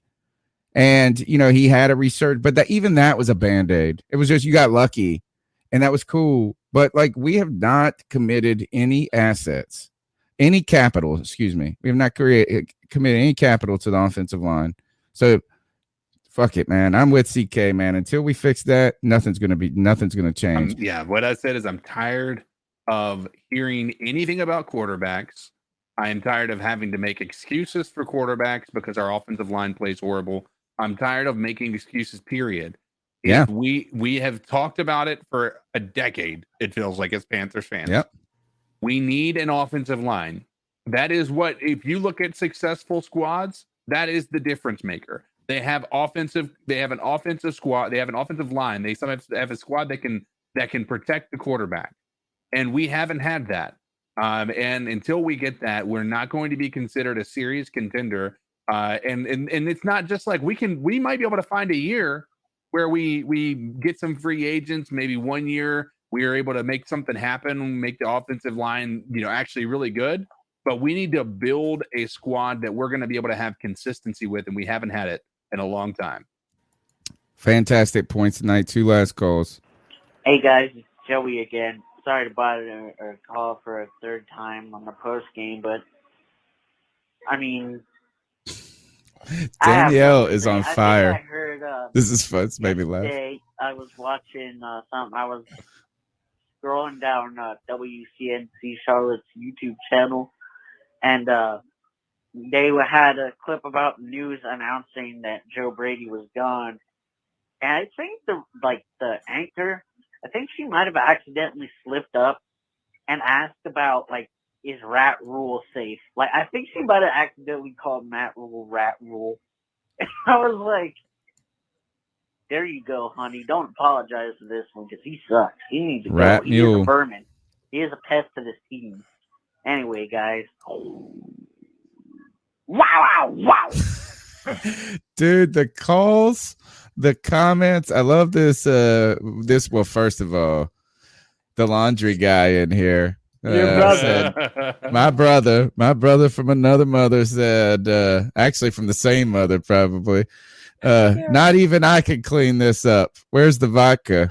And I like this one from Danielle. Who, by the way, Danielle, I don't know if you've listened to the show before, but thanks. You've been a great contributor already. So we hope to see you back. But where she said, bring back Steve Smith to punch Rhule in the face every time he does something dumb. That's worth $10 million in a draft pick right there. I laughed for that mess right away. So, man, we appreciate it. All right, last call, and then we'll give out some game ball, dab on them picks and some things. So you'll be thinking about what we still got to do that. Yep. Hey, guys, here's my question. I keep hearing everybody talk about Cam is not the answer, whatever. We know that, right? We know that Cam is not the answer long term. But with the actual issues that we have in terms of money, we guarantee Sam $18 million for next year. We don't have enough money. We have 25 free agents, and we have very little draft capital. Who's our best option for next year if it isn't Cam Newton? That's my Thank you. I got Thank the you, answer. Shalika. By the way, her name is Shalika. She bounces around to a few different chats. Shout out to Shalika. That is exactly what I am trying to say. I'm not trying to make up for Cam Newton's inadequacies. I'm not saying that he didn't have his bad plays, but to everyone that's shitting on Cam Newton, he was the reason that we lost today, dude, that's not it. He's playing behind a grading curve here. Give Cam an opportunity to have an offseason and an offensive line that isn't giving up a pressure in a half of a second. Give Cam an opportunity to be successful because our coaches don't put players in positions to be successful. They just don't. All right, so is the money is the biggest problem here, right? Again, is that for people who are saying defending Cam or this and that, the real thing is with the decision making with this front office about the quarter. They have swung 3 times, maybe 4 if we count the pitches, right, and struck out. Right, they've struck out on quarterback to the fact that we're back to where we started with Cam, which is the irony of all of this, right? But what do you do now is because Darnold's getting paid no matter what. At this point, the coaching staff has not exhibited confidence in him, right? They've already given up on him to this point. So, imagine them coming out and trying to say, Sam, you got another chance with us. So he might be on the roster and maybe competing, but you're going to have somebody else as well. And who is that person? Are they a person that's going to come out of the draft? Well, some people think it's the Pickett kid from Pittsburgh. So if maybe miraculously somebody like him maybe falls to you in the draft, maybe you overspend for it. And we missed our opportunity last year to do this, when the fucking QB class was the best we've seen in a long time. Now it's a thin class. So the draft doesn't even seem like a great answer either. It might be, but you're going to have to give that first round pick for it. And guess what? Then you're not getting any offensive line help. You have to do it all through free agency. So that's a problem. So you're really going to have to draft offensive line with that first pick, trade back, maybe get 2 offensive linemen with those 2 picks you trade back. You're going to have to trade a lot. I guess the answers could be Deshaun Watson, mortgage the entire future. You could do that. Cam Newton, right? I mean, it's not the worst option, but it's not a solution. Like CK said, it's just like, man, we don't have another option, and Cam might give us a discount because he likes Carolina. He's trying to save his own reputation. Or Gardner Minshew, baby, Minshew magic. I mean, that's one. I mean, it's not. I mean, I'm not saying it's going to be awesome, but I mean, like, that's just as good as going. Awesome. I'm not saying it would be awesome. I'm saying this is that that would be better than Tyrod Taylor. Yeah, but I don't think it's better than Cam Newton. What about if maybe three team trade and we get Tua? Yeah, and they get Deshaun. I mean, I don't know. Like, we're talking about an actual body out there. I'm not saying fixing it in the moment, but who is the body that will be in the jersey for the Panthers? Or imagine, and this is actually would be the least surprising shit in the world. Teddy Bridgewater comes back, a return. Please God, that wouldn't even work, bro.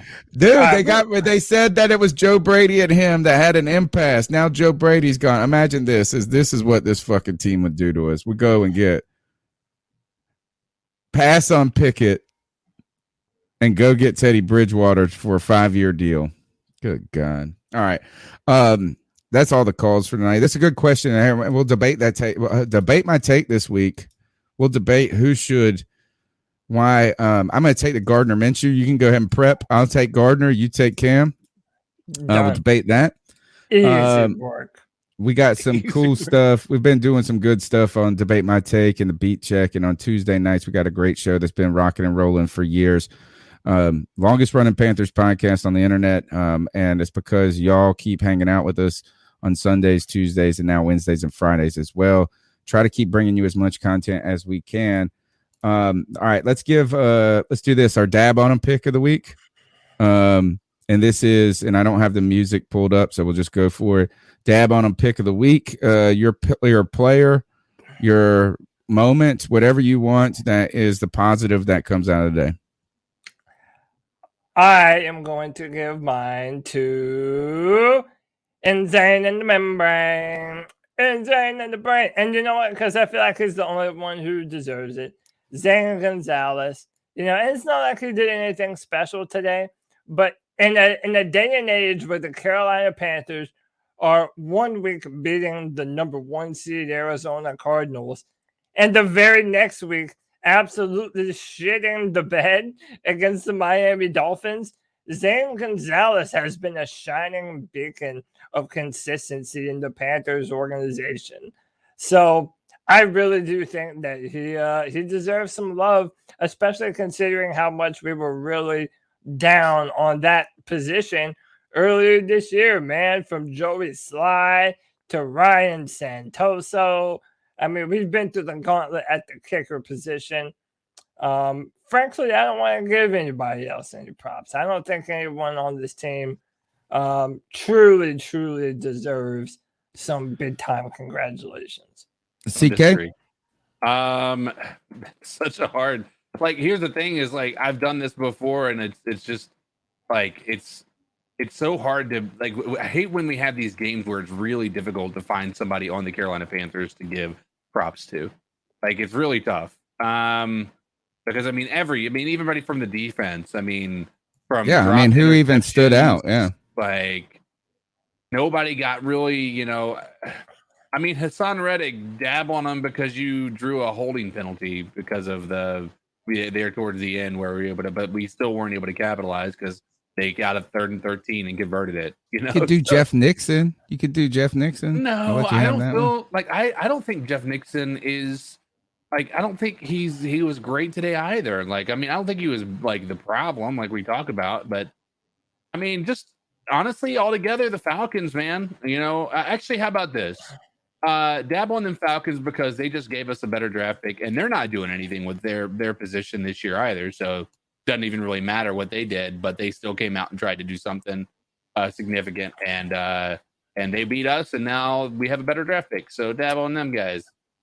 My dab on a pick goes to the videography of Fox, who really went heavy on the Madden look thing, where they do the blurred background and the rotating around on the ground on the field level for the close-ups.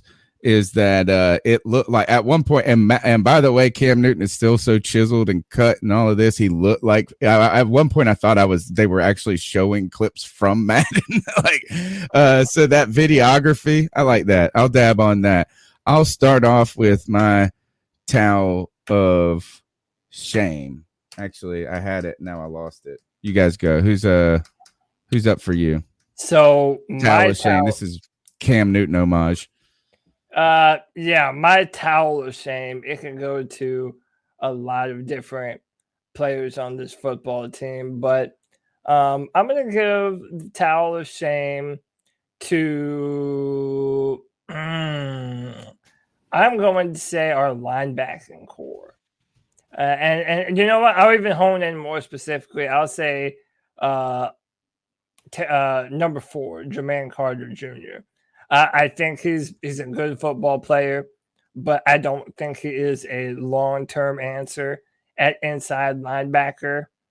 I really, really think that our linebacking core needs a lot of improvement. And I think it starts on the inside too, especially if we're going to continue to be a base 4-3, which again, we try and do both, but I'm going to say Jermaine Carter Jr. Danielle has a good one. Phil Snow on 3rd and 13 for playing soft coverage, towel of shame, and a blanket. CK, you got one? I mean, towel of shame.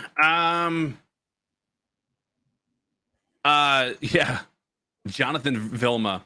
Fuck you. Okay. You were a garbage commentator today. Probably one of the I think we all can kind of be biased when it comes to commentators. We feel like they're not really being fair, and I think both sides normally see that.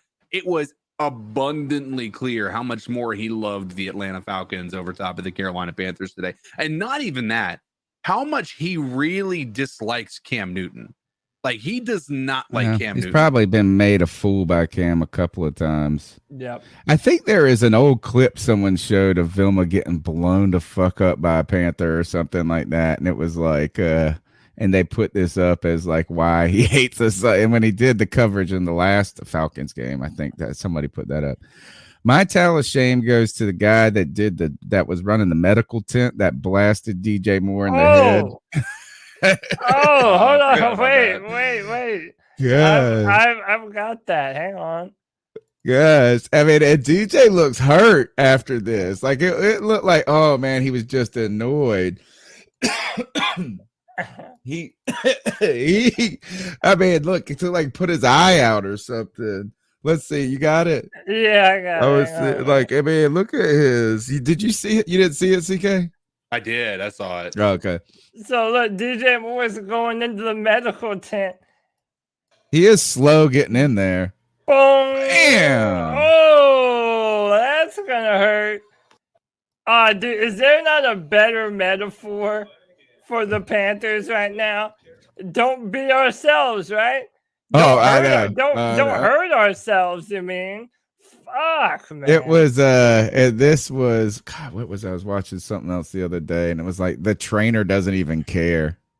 You know, it was just like they don't even give a shit. It's like this is how bad they're not even. He looks and sees it. He's like, no, whatever, man. How you are? Oh, you all right? Big game here, Buffalo. Yeah, Down, man. down 3. Buffalo's trying to make it a game, man. All right. That is the C3 Panthers post-game show. My name's Tony Dunn. You can follow me on Twitter at @cat_chronicles. You can call in for Tuesday's night show at 252-228-5098. That's 252-228-5098. Shout out to Sarah Taylor and Roosevelt Mungo specifically for their crazy generosity tonight, Yes. as well as Nirvash, and there was a couple of other ones. But look, we thank you. I thank you for your time and your support, folks. We're going to lock arms. We're going to get through this. Tuesday night, we'll be here for the C3 Panthers podcast. Wednesday night, Debate My Take. I got a good intro music for us now. It's kind of, I thought I did an all right job with it on the fly. It's pretty good. I've heard it. It's pretty good. Cody, how can they get after you? Yeah, you can find me on Twitter at CodyLac, CodyLac. I'll be tweeting hashtag Fire Matt Rhule throughout the week because it needs to happen, dude. You can find my written work on drafttech.com, where I'm the analyst for the Carolina Panthers. And every Friday at 7 p.m., you can join me on this channel for the Friday free-for-all. You can come on camera. You can come in here, get your voice on the podcast, and make your opinion known. You know, cat calls, you're able to call in and leave a message. But the Friday free-for-all, you can interact yourself. Come and tell us what you think about this Panthers, about this football team. We've been having a blast, Tony Dunn. I got my Friday free-for-all crew. We roll deep. I'm loving it, man. It's a fun time. CK, I saw you streaming a new game now. Yeah, it was Icarus. It's not like my main game, like the new map to Call of Duty released, and they had a bunch of bugs and stuff, so I'm gonna give it a little bit of time before I even try it out. But yeah, you guys can find me if you guys are interested in watching any streams. Come check me out on Facebook Gaming, Codizzle_Allen. And you know, I remember, do you guys remember, like, I was having a struggle getting to 100 followers on Twitter? I finally eclipsed that. Now I'm over 500, thanks to everybody here on this on the podcast, on the show, who listen. So I do appreciate you guys. If you want to follow me over there, it's at CoDizzleAllen. And you know, hey, we'll continue to grieve as a family, as a Panthers family, as a C3 Panthers family. Let's get good for next year. Yeah. Well, we're getting our heads right, folks. We're getting our heads right and our livers wrong. We'll see you Tuesday. Take us out of here, Cody. Until next time, Panther Nation, keep pounding. Keep pounding.